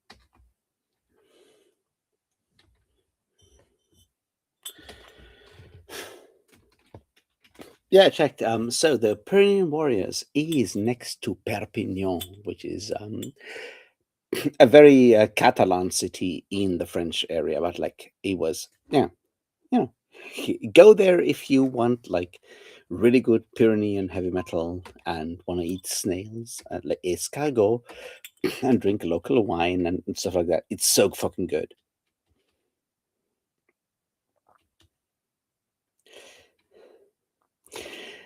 See you later, Demidrack.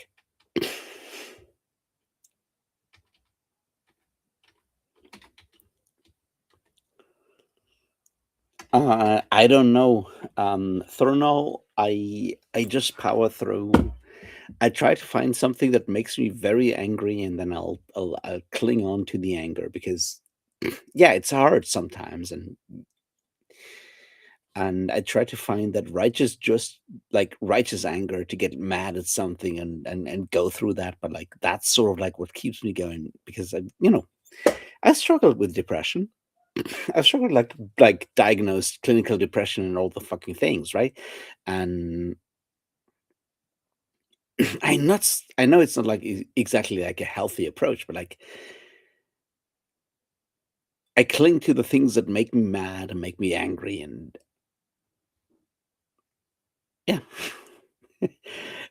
Sometimes I'm just like out there fighting fascists, not so much because fascists need to be fought anyway, but just to keep going, to find something to keep going and keep going and keep going. That's sort of like very much part of it, but like yeah, look at the place and go like it's all shit, and I want to make stuff better, and the only way to do that is to make sure that like some fucking pieces of shit don't are no longer there. That's kind of the plan, and that's what keeps me going when I'm like very tempted to just like stay in bed and not ever fucking get up again. That's kind of where I'm at.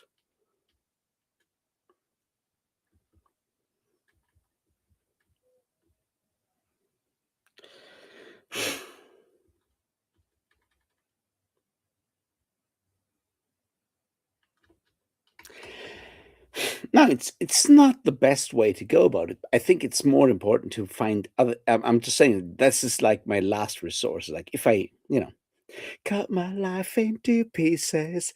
This is my last no, but you know what I mean, right? At the end of the day, it's like, if there's nothing else, I'm just gonna look at stuff that makes me really angry, and that shit gets me out of bed, and then I do stuff, and then I, you know, find other things to occupy myself. But like, you need something to do that physical kick that gets you out of bed, gets you moving, because there's like this whole like confluence of like mental states and physical stuff, right? In a lot of ways. And I think it's important to understand that because once I'm at the gym, for example, I just like go through the motions, but like just by going through the motions, I yeah, my mental state also changes and I can then, do other stuff and so forth, right? So I'm fine with using that to, you know, get my ass out of bed and then I do the next thing. I mean, whatever works at the end of the day. And that's kind of where I'm at.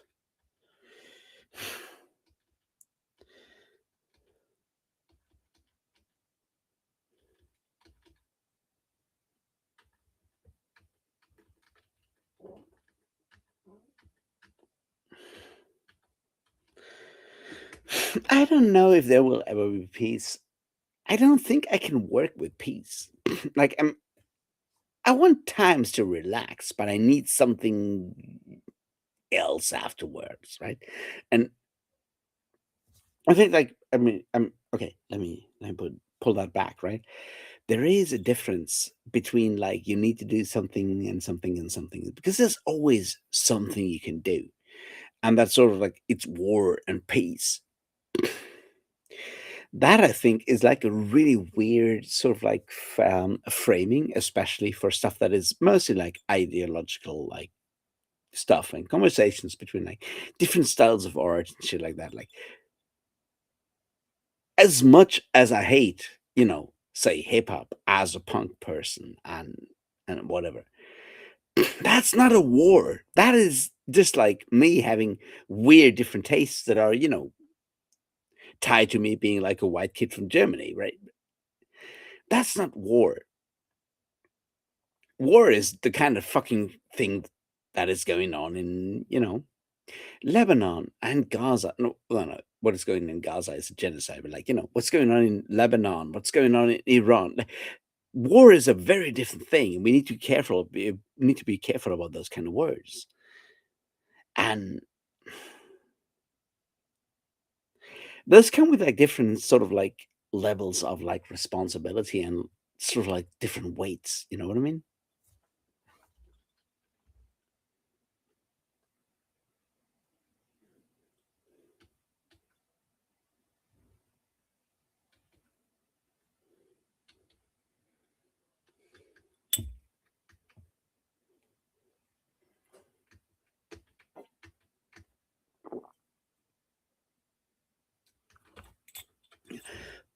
Yeah, there's always someone who's wrong on the internet. You're right, Betty Beer. That's kind of the point.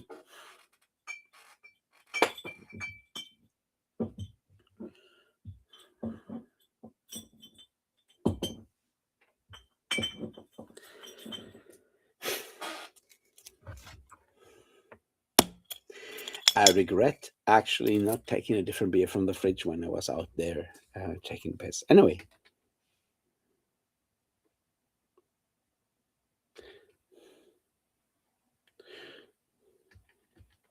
Kat, you didn't miss anything. Anyway, where you're traveling to? I hope it's gonna be cool. Like seriously, I hope it's gonna be cool.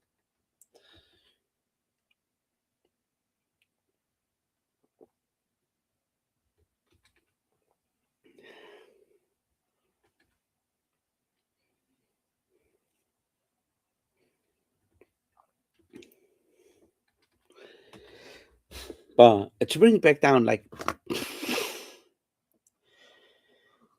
how can I put this? Uh,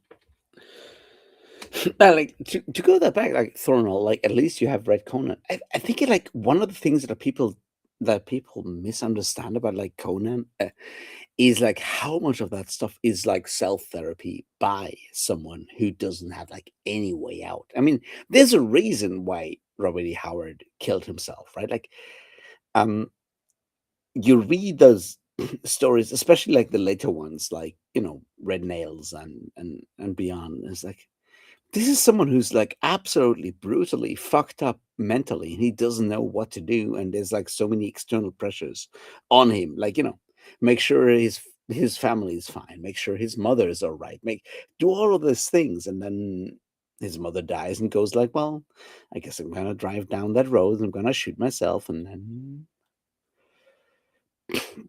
we lose one of the potentially best authors of the last century. That's how it goes, I guess. I don't know.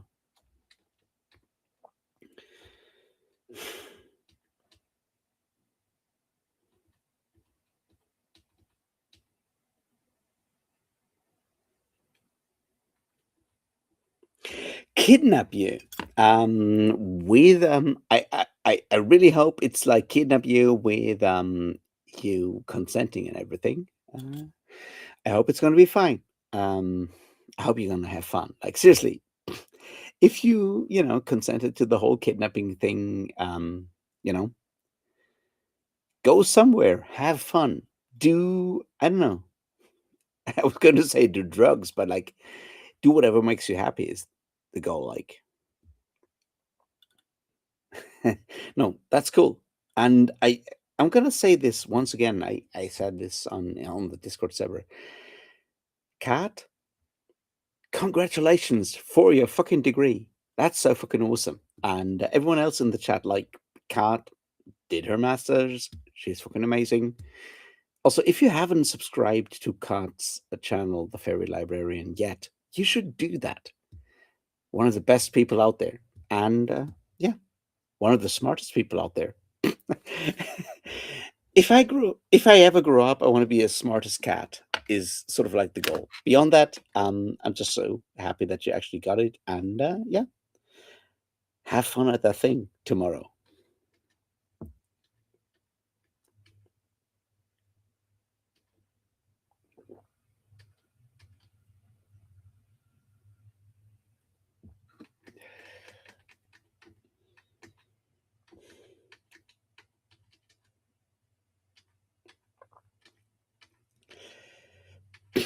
That is good, Ida. That is very good. Like, here's the thing. I had this like earlier today. I was watching Otherworldly Fictions video on media literacy and stuff. And I'm like, there's a couple of like bookish YouTube channels I'm subscribed to, and I really appreciate them. And the fact that those are like very sincere people, and like no one watches them, and I'm like, and the thing I'm struggling with, right, is where I'm like, hey, I do spectacle, I do like funny stuff, I get drunk in front of a camera. Also, watch those people. Am I hurting them by sending people their way or whatever? You know what I mean? Because like outside of like the stuff I do in front of the camera, I'm like Cart and Riley over at Otherworldly Fiction, and there's a couple more. Like, those are people that that whose videos I watch because I pay attention, because not because I want to keep up with content or whatever. Like, I watch Cart and I watch Riley and a couple of more because their opinions matter to me, and I don't know how to sort of like square that thing between like me just like you know being me and going like, hey, watch this shit, and going like, hey, seriously, this shit matters, you know what I mean? I don't know. You guys tell me what to do. Anyway, subscribe to Kat, and subscribe to Otherworldly Fiction, because she's really fucking amazing and weird and cool, like really cool.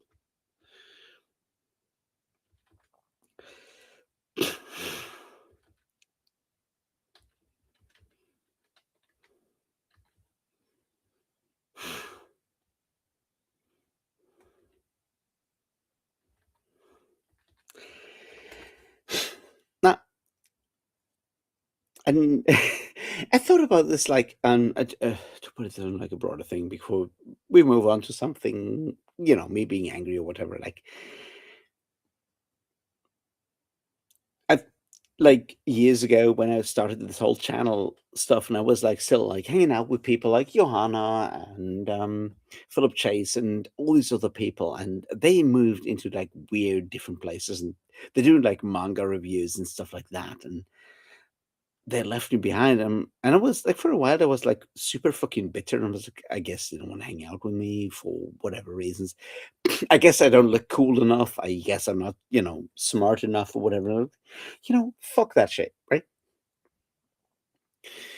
I'm still like, I have like 1,000 at this point. I'm almost like at 2,000 subscribers, and I'm like, what I can do is like make sure that the people I think are really smart and are really cool actually get all the attention they deserve. And that's what I'm gonna do. Is like, I don't care. I'm just gonna make all of you watch all the people I think are cool, and I think Kat is super fucking cool. So I hope you do that. Like, seriously. And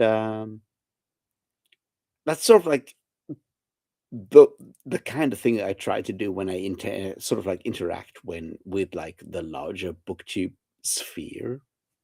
Because at the end of the day, I don't want to I don't want to compromise anymore. I don't want to opinions, and I'm done with people who you know, hang out with like Trump voters, even though they don't need to, and do because they want to be seen as like nice guys and whatever. Like, you know what? At the end of the day, fuck you. I'm done with that shit. I'd rather, make people that have like less subscribers than me get a chance to be cool and hopefully, get more subscribers than me and be, really cool people because they are. And that's sort of like where I'm at. And that's that's why, I want you to, support Cat and support people like Cleo over at Bemused Bookworm and people like Kitty at Kitty and her Books. And that's the kind of people I support as humans who are doing really cool shit. Yeah, they're all woke because, at the end of the day, I'm woke. But, do that stuff is kind of where I'm at. And the rest can do whatever they want. Anyway, now that I've said all of that, let's go back to books and stuff.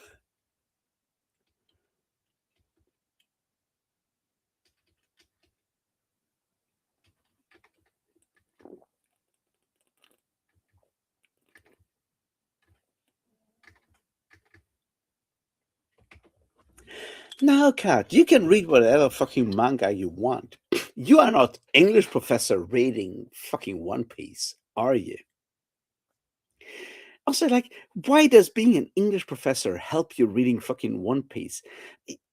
I I don't get the whole like. I don't know. YouTube has been trying to get me like a lot of like reaction stuff and like redhead, redhead listening to Deep Purple. I was like, what's your hair color help you with that? You know what I mean? Like blind guy listening to a death metal. It's like whatever. Obviously, I'm not going to do any of those, but like, holy shit.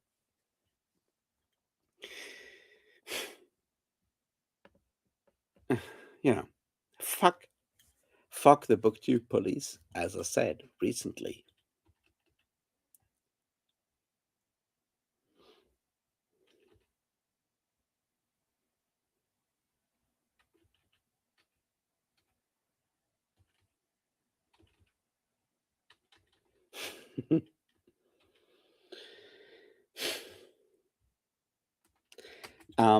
Well, Britain, those paintings are creepy, yes, but they're like different if you actually know sort of like the weird sort of like specific religious background of people like Hieronymus Bosch.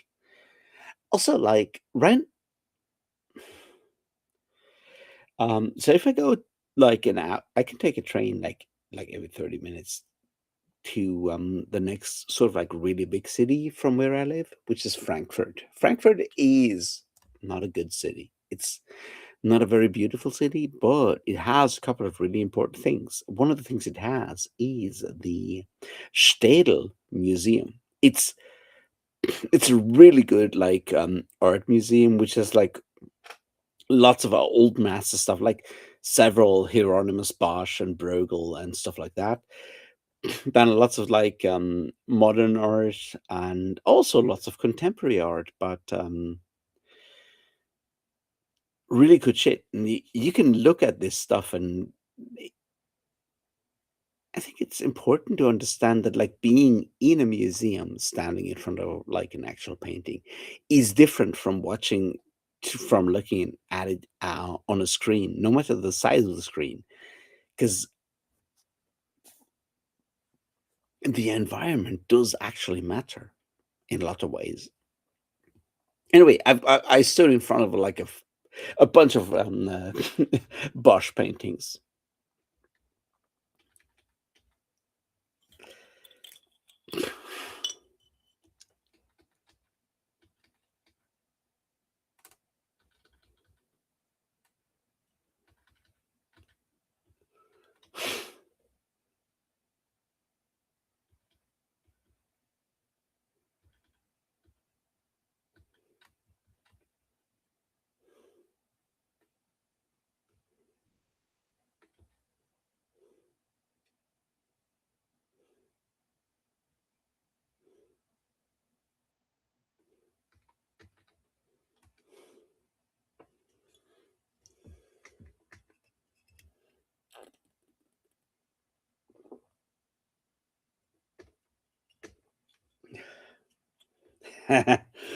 Yeah, but if you're, I agree. Like the algorithms have been really bad recently.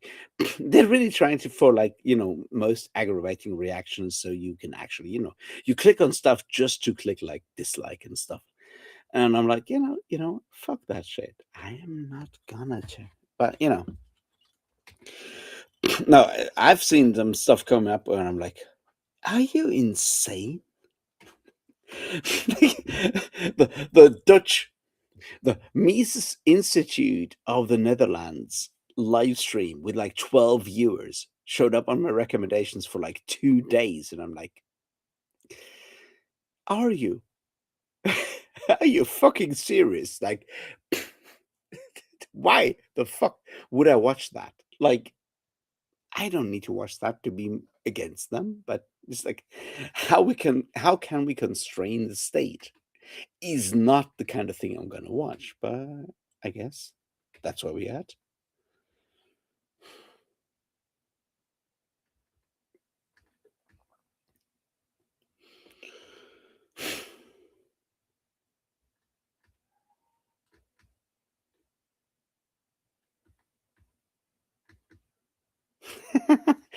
Yeah, right. Heidi starts from Frankfurt. I only read part of it because you know, I was a boy, so I wasn't supposed to read that. And my sister read that, and I never went back to it. But yeah, she starts from Frankfurt. Frankfurt is a weird city because Frankfurt is broken as fuck. It obviously got like bombed to hell during World War II and stuff. But there's a very specific sort of like Frankfurt culture around that still. It's not a good culture, but it exists.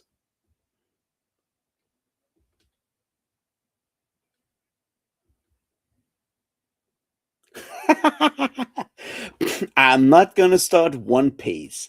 I can always up the ante. I'm gonna start two piece, whatever that might be. No, Frankfurt is an interesting city because so much of it has been destroyed by World War II. So most of like the center part is rebuilt. So it's like lots of skyscrapers. You have the European Central Bank, all of that stuff, and most of it sucks. But it also has the Museum Senckenberg. If you ever, for whatever reason, end up in Frankfurt, I want you to go to Museum Senckenberg because there's lots of fucking dinosaurs there. Like lots of dinosaurs. They've got like full T-Rex skeleton. There's got like all kinds of other shit. I went there for like the first time when I was like 5 years old, and I was like um impressed, to put it mildly. Anyway.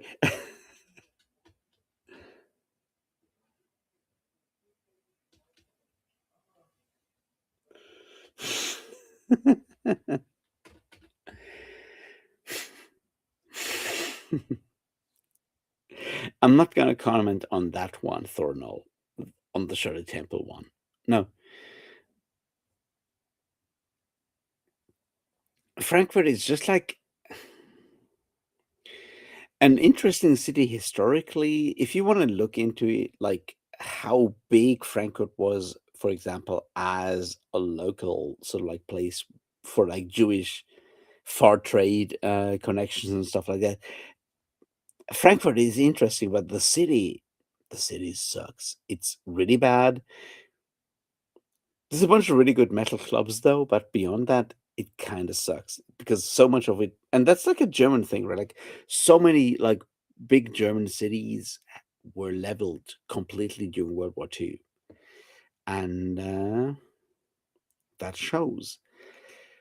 And then people go up at Dresden, and Dresden's a fucking Disneyland. It's a music amusement park that was like rebuilt to look like something that never really was, but like the rest of Germany was just like flattened. I mean, rightly so. Don't get me wrong, but like, still means you're gonna, start somewhere.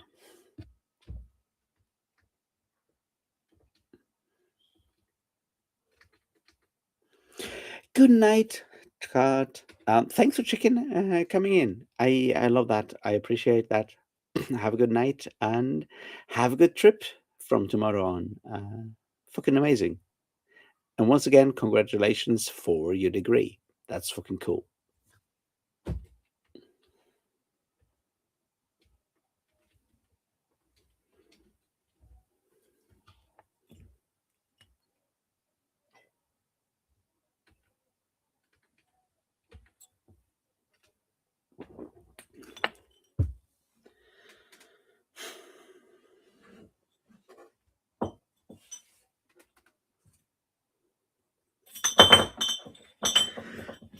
Well, I guess I'm running out of beer. Cause I'm running out of beer.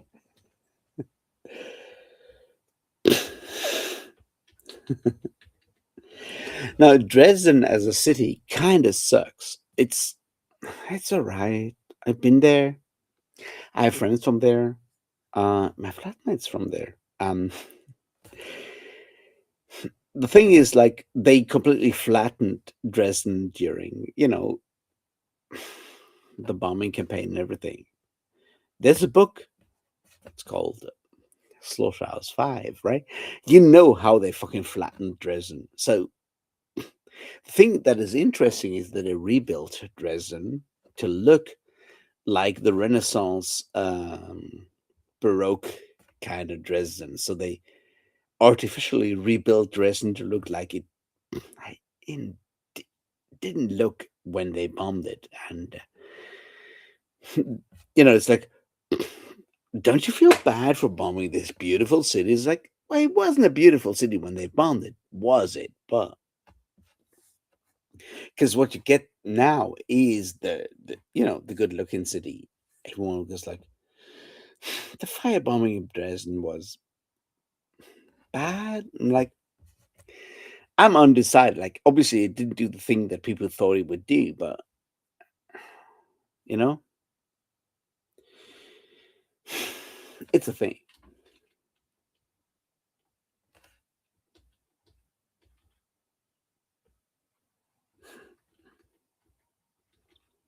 Hey, Mike, how you doing? Well, I'm gonna go out for a second. By a second, I mean like, I don't know, 20, 30 seconds. I need to get another beer because my beers have run out. And I do have cold beers in a fridge, which is good, I think. Sort of good, I hope. And just to be clear, we're gonna do like one or two more beers, and then I'm gonna, end it because this is not gonna go for like another like 3 hours or whatever. But I'm gonna get myself another beer, and we're gonna hang out for a bit. And don't ask me about the politics of World War II because I have opinions. Sort of. Also, Germany deserved it because fuck us.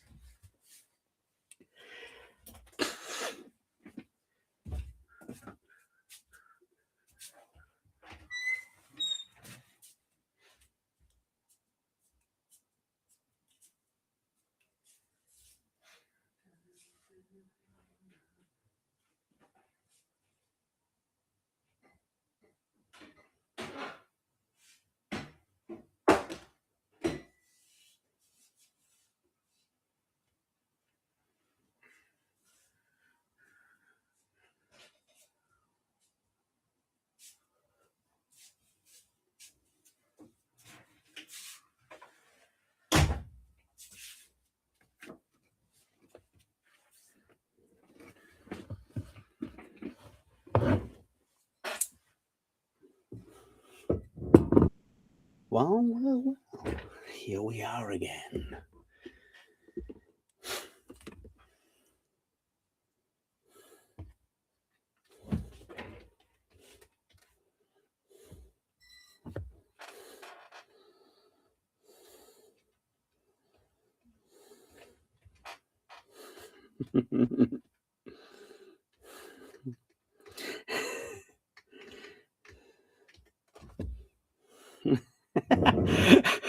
World War II opinions. I don't know.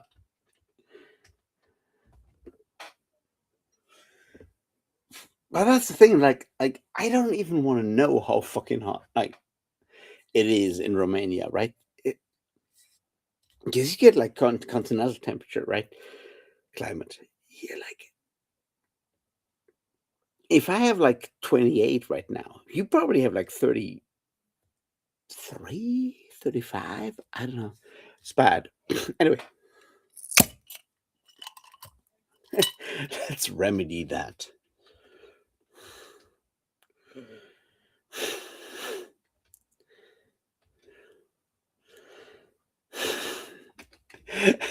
My World War II opinions are very limited because I never paid attention to like the actual. Here's the thing: war is fucking boring. Like, I mean, I was going.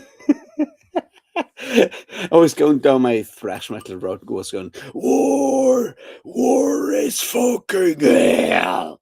I was not going to go do that, but like war is annoying, and I should not quote a nuclear holocaust all the time. But um,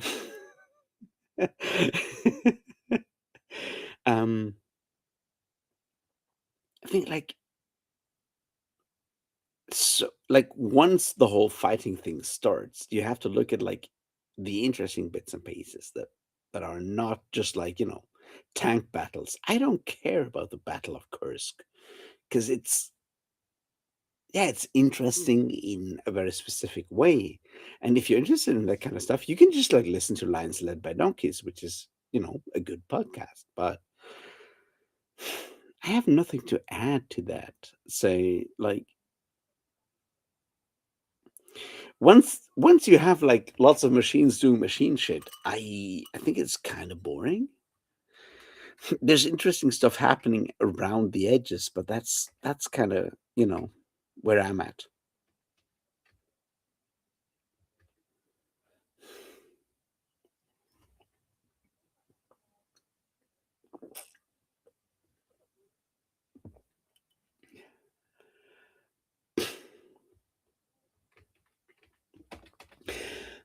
Yeah, that's kind of things like Bedivere. Have you read what's his face? Peter Longerich,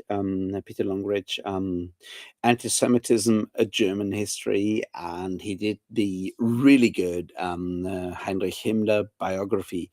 It's sort of like that kind of people that sort of like are doing a really good job at explaining sort of like how specifically stuff happened the way it did.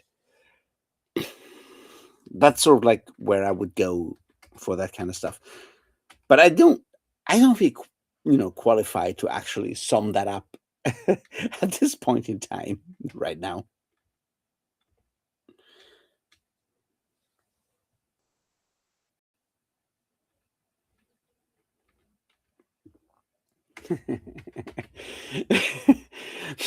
I'm still so annoyed by the whole like American Revolution thing.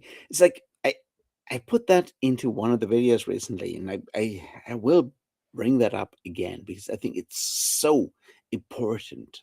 Sorry, Bedivere, but like that thing when what's his face, the guy from the Heritage Foundation was like, "This is going to be the second American Revolution, and it's going to be bloodless if the left allows it to." It's like what you are saying right now is that you are starting the culture wars, and you expect everyone else to capitulate. I think it's important to understand to sort of like point to the words that are used because you know a revolution is something someone starts, and if you claim to be part of the revolution, you start the thing. So if you, as the Heritage Foundation, claim that you are starting the you know next American Revolution, yeah, you're fucking fascists, right? You have to sort of like own all the stuff that you're you know keeping there. And I know it's kind of difficult to keep all of that while also throwing punches at those fucking pieces of shit and shit, like, but I think it's important to understand sort of like the sort of like connections they're making, going like, well, we are doing the second revolution. And revolution means that you're fighting against the status quo. That's kind of what revolution means. And so you're not happy with the status quo. You want to completely overthrow that, not just change directions or whatever. You want to fucking tear the whole thing down. That's what revolution means, and I think it's important to sort of like point that out. You know what I mean?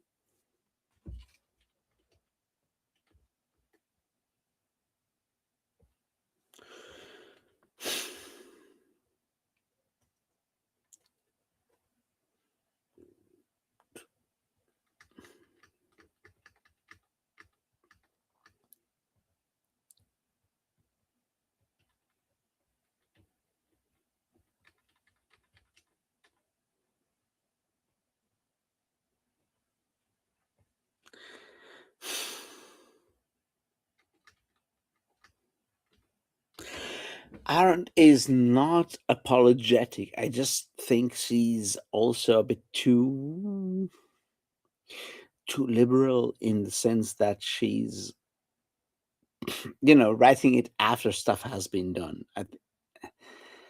No, no, just seriously, it's a really good book to read, and Hannah Arendt is one of the best sort of like theoreticians of the 20th century. Like, no, it's like, you know what I mean? But I personally lean somewhat more radical about that.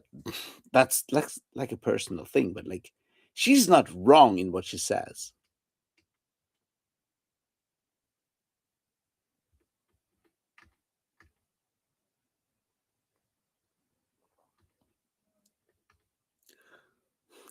Hey, you're back. How you doing, Demi Drac?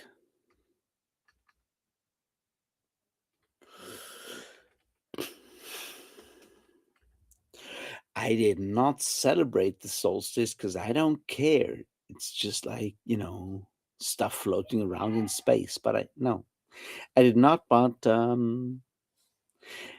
yeah, I don't go to church on Christmas either, so I guess I'm fine. But yeah, I, I used to. Okay, so I'm going to tell you like two interesting stories from my life, I guess. One of them is like about my time at a Waldorf Steiner school, and the other one is about something you didn't know about Braille.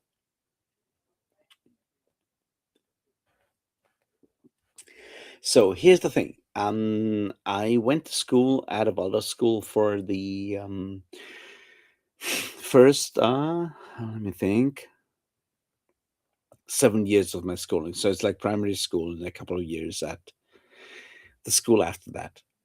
And I enjoyed it. It was cool. I had fun. It was good. But because it is also tied to the Rudolf Steiner stuff, you have a lot of weird shit happening. One of the weird shits that is happening is that you sort of like have a celebration on summer solstice or as close to it as you can get, which is St. John's Day, which is the 24th of June. And what is interesting is that the kind of songs that are sung at, so you light a bonfire and celebrate St. John, and you have like a celebration. So you run down and you jump over the fire. The whole it's very midsummer kind of thing, right? Because Germany and Sweden is not that far apart and everything, and that stuff leads. And that was fun. It's like I've jumped through fires in the past, is what I'm saying, and it was cool. Um, what is interesting is though that because of the weirdness of like the whole like Urolsteiner Waldorf school uh, kind of stuff, right? Is that some of the stuff that you sing around that bonfire is The kind of stuff that was written in the like 1910s and 1920s that was then adopted by the Nazis, and no one ever talks about it afterwards. And yeah, I'm not gonna sing any of that right now because I don't want to go there. And but yeah, weird shit is what I'm saying. And that's kind of what I went through as a kid.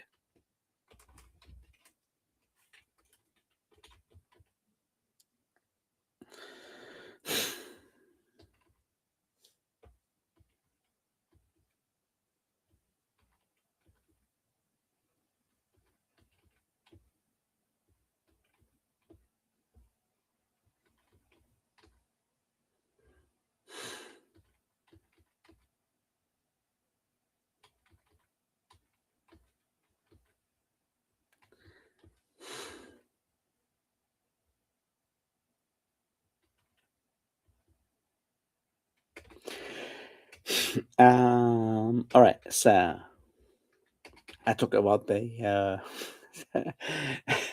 weird Steiner thing. Wait, I want to talk about a second thing, and I'm forgetting what it was.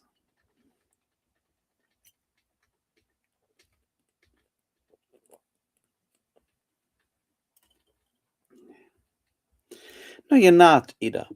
Also, what did I say that I also wanted to talk about? Because right now I'm forgetting.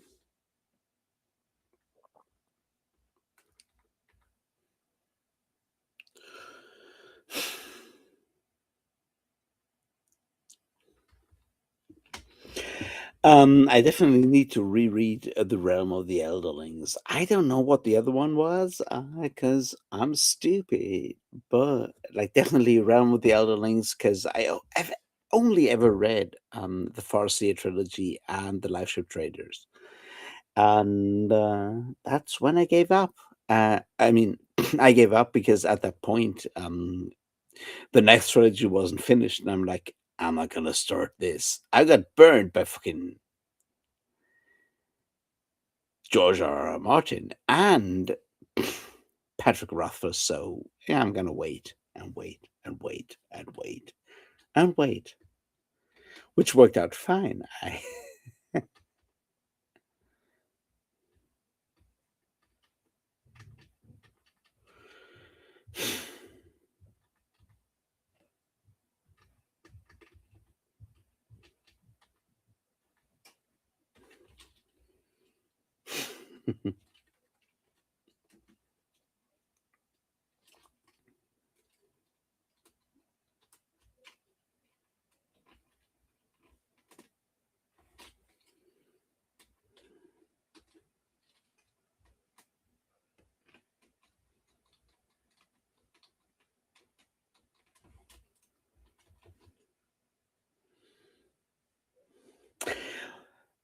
well, thanks for checking in, Britton.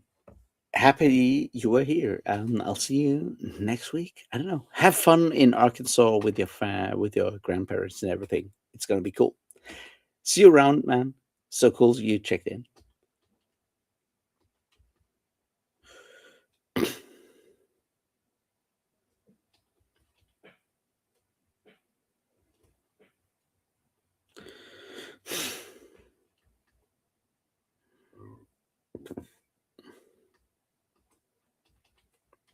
Well, Bedivere, I don't think anything happened since he did that last release in 2024, I think. The thing, you know what I mean. Anyway, so nothing happened. So I don't know. Things like I feel bad for Patrick Rothfuss. Like as someone who's as much of a wreck as I am, and trust me, I'm a wreck, right? Like I'm a fucked up ADHD useless piece of shit wreck. And I get where Patrick Rothfuss is, but obviously I didn't sign any, 3-book contracts or anything of the sort. So I'm good, but I kind of get where he's at. And I don't want to be there, so I feel bad for him, but at the same time, I know. come clean, go like, I'm sorry, I can't do it right now. I'm fucked.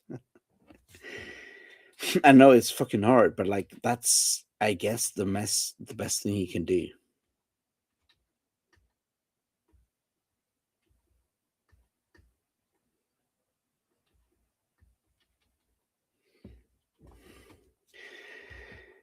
I don't know.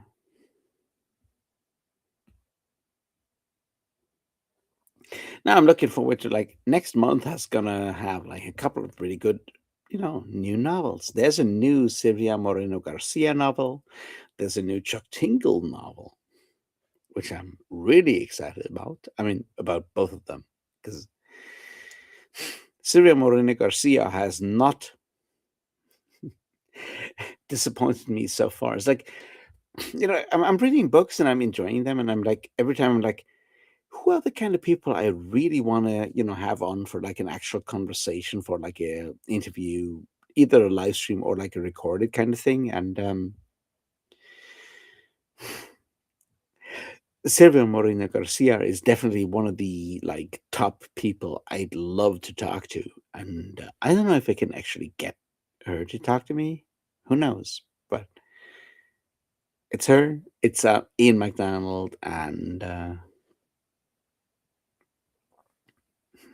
I don't know, a couple more, but like those are like the top people right now that I'd love to have like a conversation with about all kinds of stuff.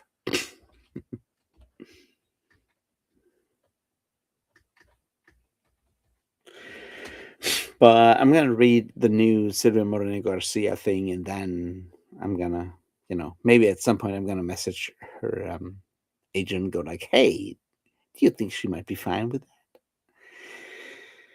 Same with Ian McDonald. He's got the same agent as Lavi Tidar, and he's probably fine with me just texting him, but you know, we'll see what happens. But I think I want to talk to a couple more authors and have like these like weird conversations about like weird stuff.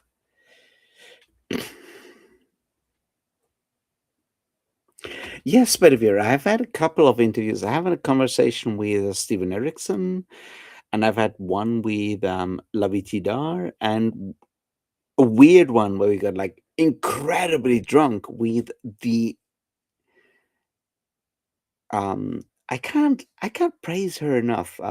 Nicola Griffith and me got like incredibly drunk, and she got like very angry about people like Bernard Cornwell. But yeah, no, we've had interviews before, but it's one of those things where I'm like, I need someone that I want to talk to, and then I need to overcome my sort of like personal shyness and stuff to go like to actually contact them, which is harder than it looks. And yeah, but like the conversation I had with Stephen Erickson was really good. The conversation I had with Nicola Griffith was just like the best fucking thing ever. She's like, if I ever come close to fucking Seattle, I want to, get drunk with Nicola and her wife and everyone else because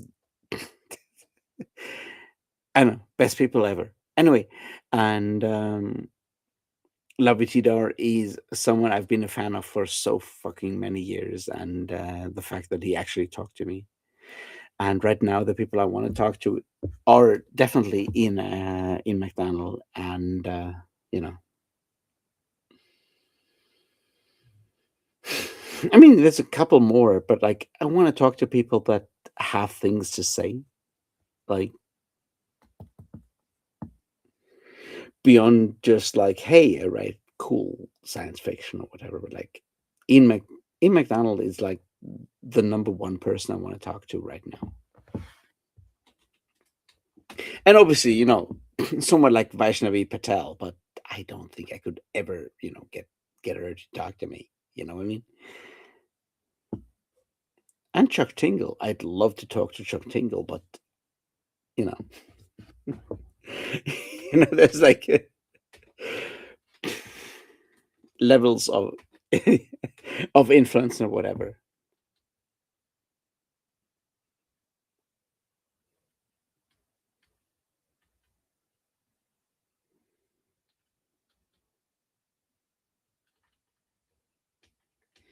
Well, Bedivere, like she's in the same gym as Neil Stevenson, so that's the kind of group of writers that Nicola Griffith is in, and I mean, I'd love to talk to people like Neil Stevenson or William Gibson, but like, I'm a me, right? Like, I'm a fucking no one.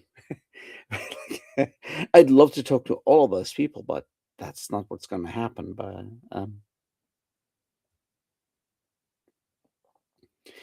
no, there's like lots of authors I'd love to talk to, and I mean, obviously, I talked to Joe Byrne,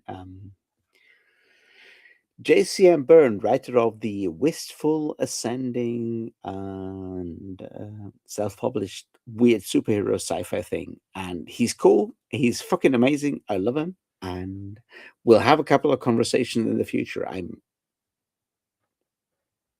sure of it, and but yeah.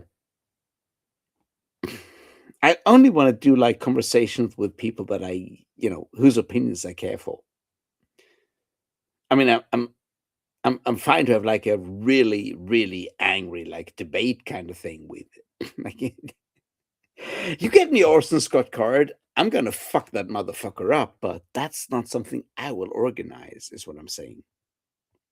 But I'd love to hang out with all kinds of people. It's not gonna happen though.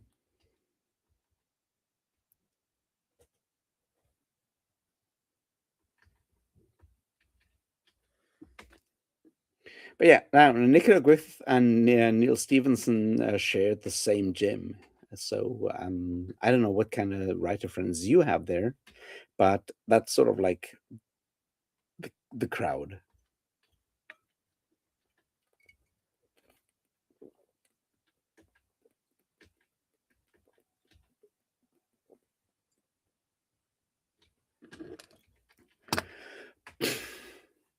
Now I'm envious. I would love to meet William Gibson, but like, holy shit, you should read some of his books. He's so good. And why I would say that, Neuromancer is probably the most popular one of his books. I think his later books are much better because he's way more subtle about the things he does. Like, probably, like, if you want, like, Gibson as at his best, either do the Bridge trilogy or uh the Belgian one. Let me think what the titles are.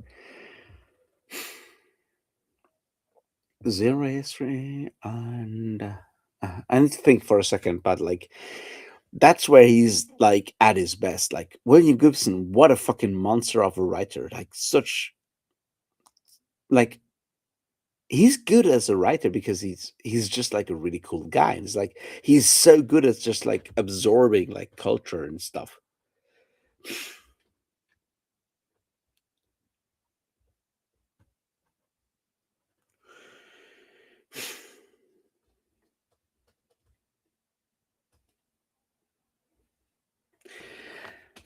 Um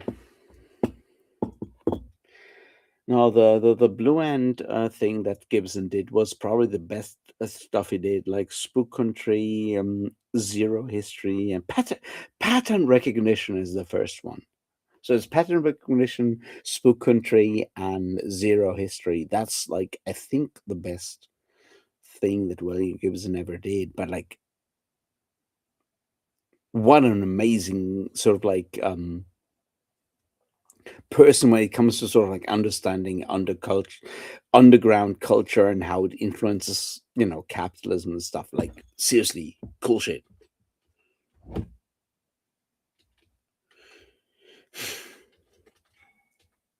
No, no, you can start with Neuromancer. Like seriously, Neuromancer is fucking amazing. Don't get me wrong. Like the first trilogy is really good, but I think like he comes into his own later on. Like Neuromancer is all like edge and like it's super edgy and shit. Like it's still fucking good.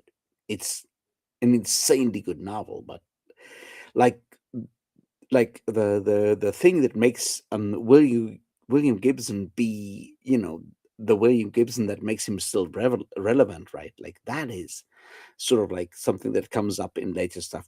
Where it's like someone else, like when I joined Blue Sky, someone else was like, the first thing you do on any new social media network is like you find William Gibson's account and you follow William Gibson because that's where the new stuff happens. And that's kind of the thing that makes William Gibson so good. It's like he's always going to find the edge cases, the weird shit, this really weird subculture stuff. And that's kind of what influences like his approach to writing, and that's what makes it so good. So yeah, I don't know. Read Neuromancer. It's really good. It's got one of the best fucking opening sentences of all time. It's you know the sky over the harbor was the color of a TV tuned to the dead channel. It's no, it's so good. Like, but he stayed relevant by being always on the absolute cutting edge of like sort of like weird culture stuff. Hey Kale, how you doing? How's Melbourne?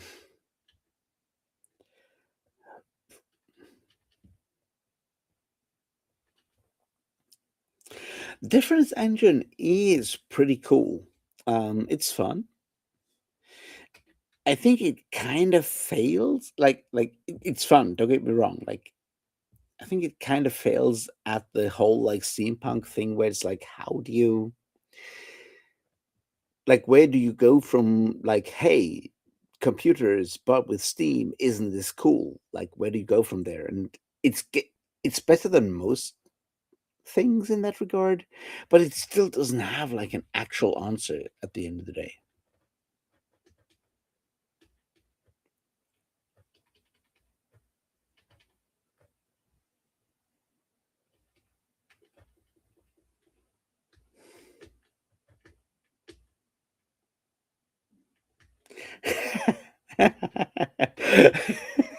You fucking Australians. It's like 30 degrees at 9 p.m. in fucking Germany, and you go like, no, it's cold winter nights in Australia.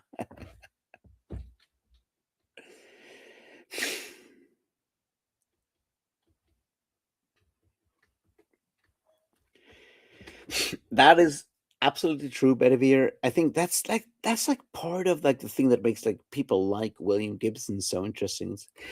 One of the things I love about Gibson is like when he was asked about like the cyber stuff, and he was like, I didn't know anything about computer science and whatever, but he's like influenced by like beat poetry by William S. Burroughs and Jack Kerouac and so forth. It was like I I I try to transport that level of sort of like that approach to language, the rhythm of language, like the poetry, and sort of like transport that into technology language, and that's what makes like early William Gibson so good is that it like you don't want to actually look at like the correctness of any of that stuff, but like it has that rhythm of like on the road or howl or anything, it has that rhythm and fucks around with the language in the same way, and that's so good.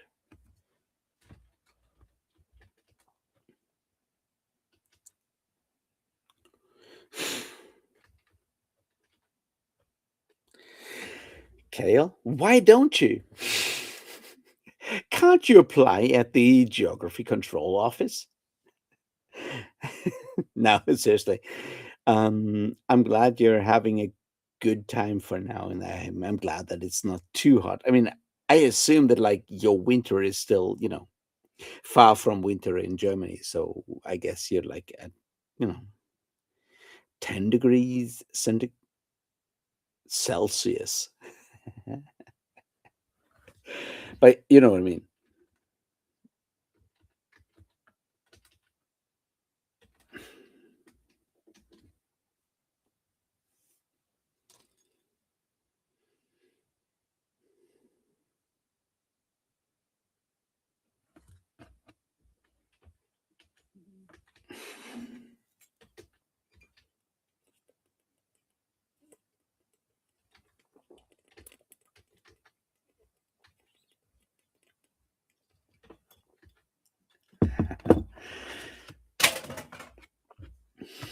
Oh no, I've thrown down some CDs. By which I mean an excellent demo CD from a German old school heavy metal band from, well, this year. They're called Amethyst. Not like the Swiss amethyst, but you know.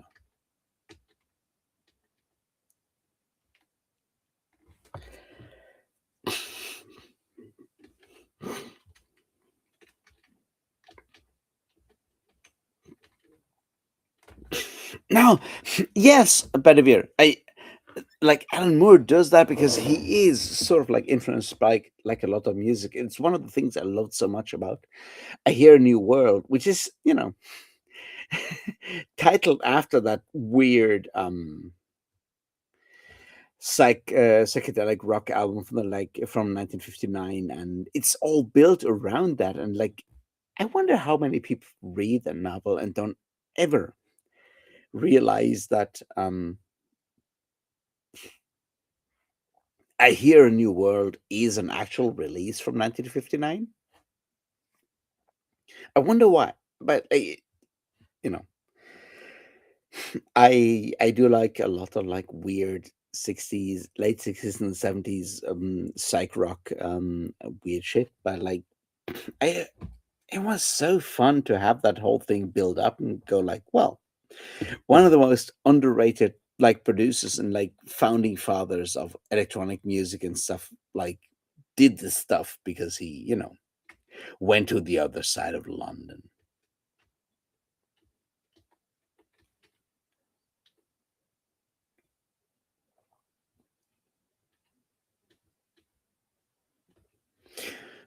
I think I linked it in the review video for my like the video for my thing on I Hear a New World, but no, it's one of the most the earliest psychedelic rock music albums ever recorded from like 1959. It's called I Hear a New World. It's called Joe, oh, what's his face, and the Blue Man. Give me a second.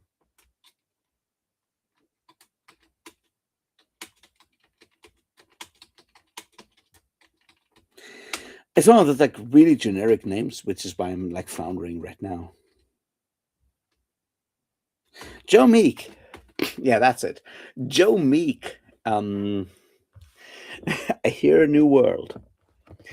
And in the novel, that whole album is, you know, the result of Joe Meek going to, well, the Long London. But the thing is, that album exists, and you can listen to this right now on YouTube if you want, you know, your 1959 psychedelic weird space rock album. And I love that because it's sort of like tying in those like weird sort of like outliers of culture and going like, hey, what if we take this thing? It's kind of similar to the things that like someone like Tim Powers does, right? Where it's go like, hey, there's holes in history that we can't explain. What if, you know, demons or jinn or whatever, vampires, I guess.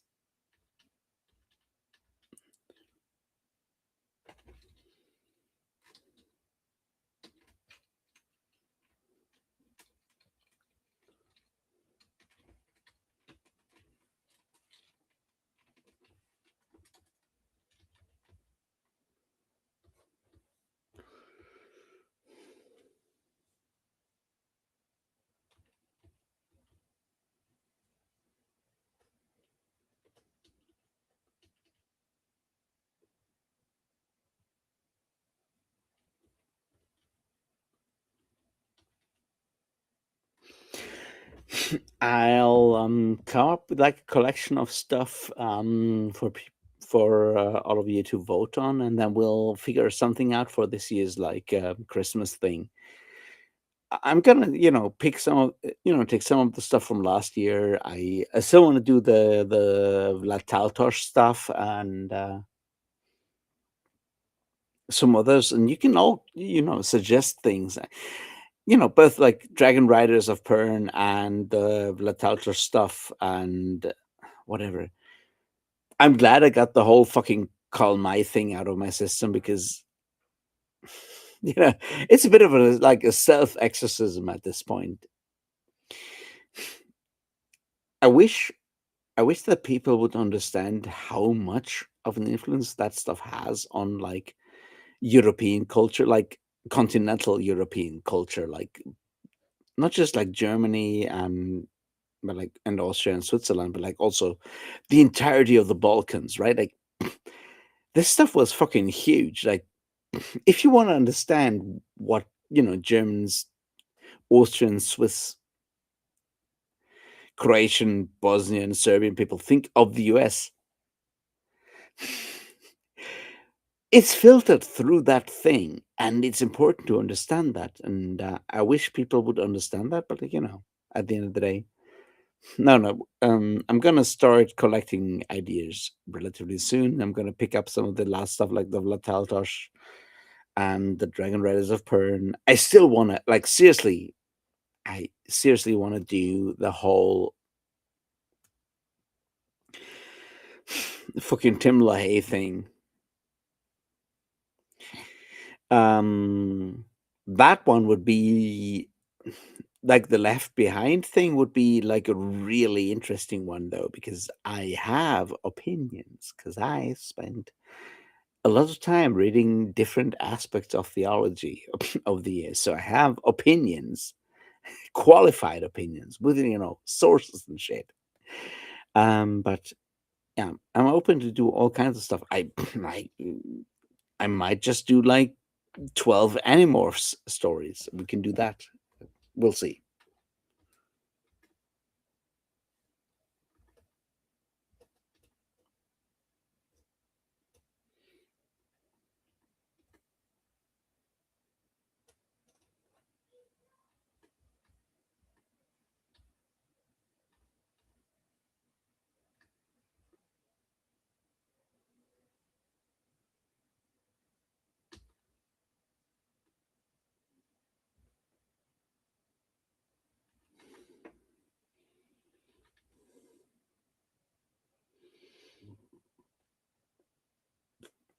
No, no, that's the thing. Like, right? Like, you learn a lot of stuff from like Clark Ashton. Like, that guy has a large vocabulary, and you learn a lot of like weird things out there.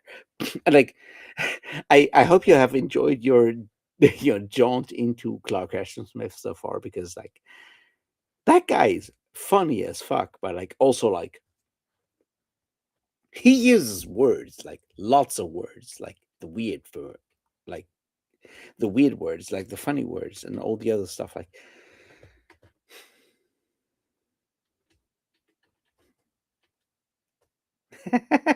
Nikolai Scaparthia, yes, exactly. I am. I would love to do like that's like obviously I put that stuff up for like a review and like votes and everything, but like I'd love to do like Left Behind. It's like 13 novels. I could do it like perfectly. It would be a thing. It would also allow me to actually put in like all the Bible reading I've done over the years. I can cite sources. I can do my thing, and I can explain why this is bullshit in detail, in very, very clear detail.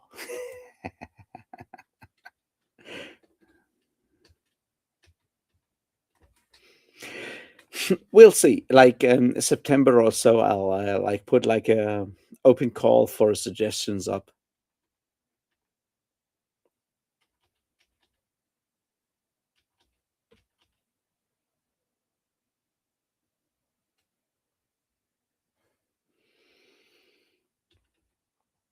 Well, King of Sanity, I have to say, I guess that guy looks really good.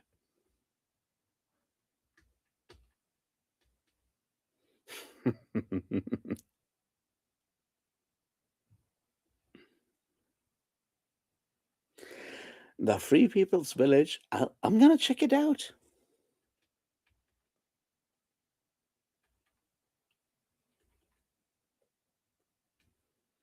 Do you have like an author for that one so I can make sure I can find it? That would be really cool.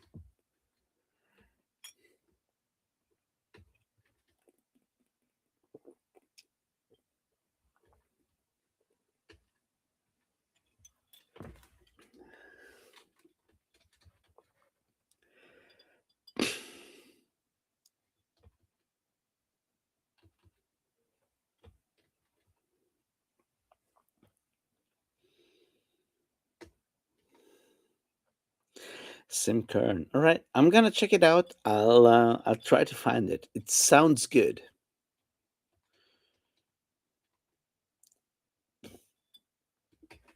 Dude, I'm not thinking about anything, but if you wanna, you gotta start loading it because my brain is bad.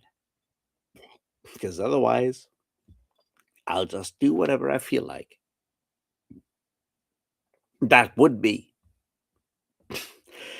left behind. And you don't want me to talk about Tim LaHaye for like fucking days and days and days and days. I hope so.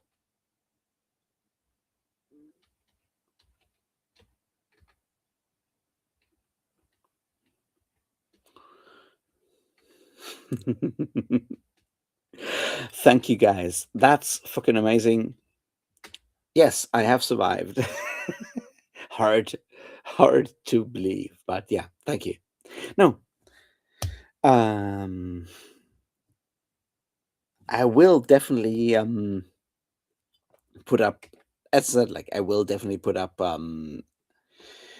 Left Behind again because I kind of want to talk about it because I've spent so much time doing like actual theology studies and stuff, so I feel like you know, I can get very, very angry about those books in detail with sources and quotes and shit.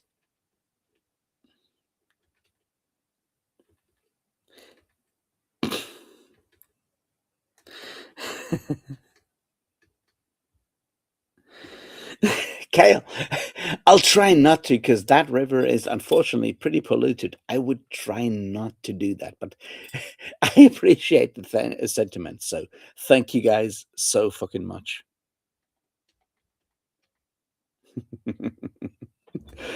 um, yeah. Anyway, I was going to say something and then I forgot. Yeah, I'll do the birthday video thing tomorrow by picking something that is popular. If you haven't done anything, there's like a content thing posting on the community tab or whatever. And you can just like put likes on the stuff that you want me to do, and I'll pick one of the most popular ones, and I'll do that tomorrow, and you'll get a video about that. I hope. Just to make me read fucking Nevernight tomorrow, because that might be hard to do at this point. But we'll see something, and you get a video tomorrow, and stuff after that.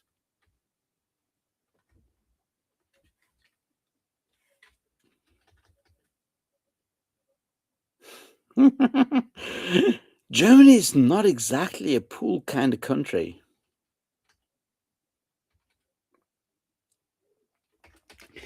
It's kind of part of the problem. Like we don't have that many places with pools. It's hard to find a pool, is what I'm saying. I can still swim in the river. I might do that maybe tomorrow. We'll see what happens. I'll let you know about it.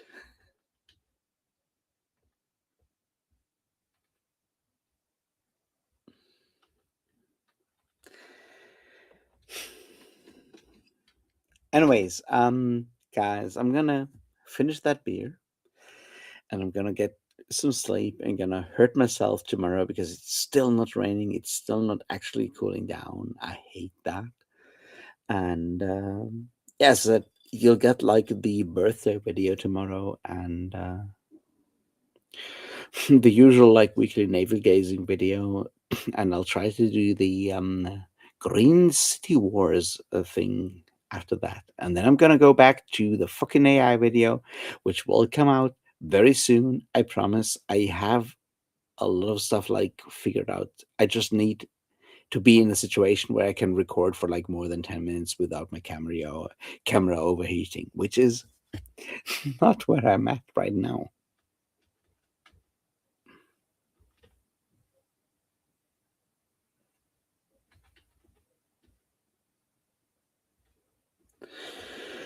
No, Germany is not a pool kind of place. At least, like, not this part of Germany. So we're kind of fucked there. But it's also like, it's a river valley with like very steep hillsides on both sides of the river. So I kind of get it. I'm not saying there's like lots of people who have pools who don't let anyone else in. There's like very few pools because it's not exactly pool country.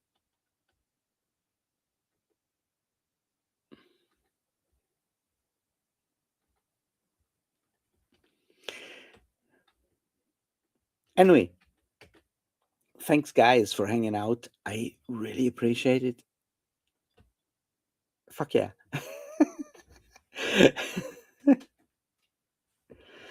How can I say this? But like, yeah, fuck yeah. Um, videos tomorrow, stuff. Anyway, you want to talk to me? I don't know. Text me. Use Discord or whatever. We can figure this shit out. And I'm just like so fucking happy that I can do this. And there's like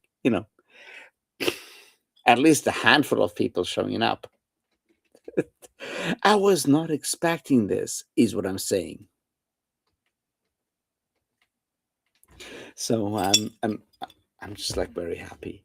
I'm just gonna get some. I'm gonna try to get some sleep, which involves me not wearing any clothes and probably not even having like any coverlet or because it's so fucking until that promised thunderstorm happens, and then good things, I guess.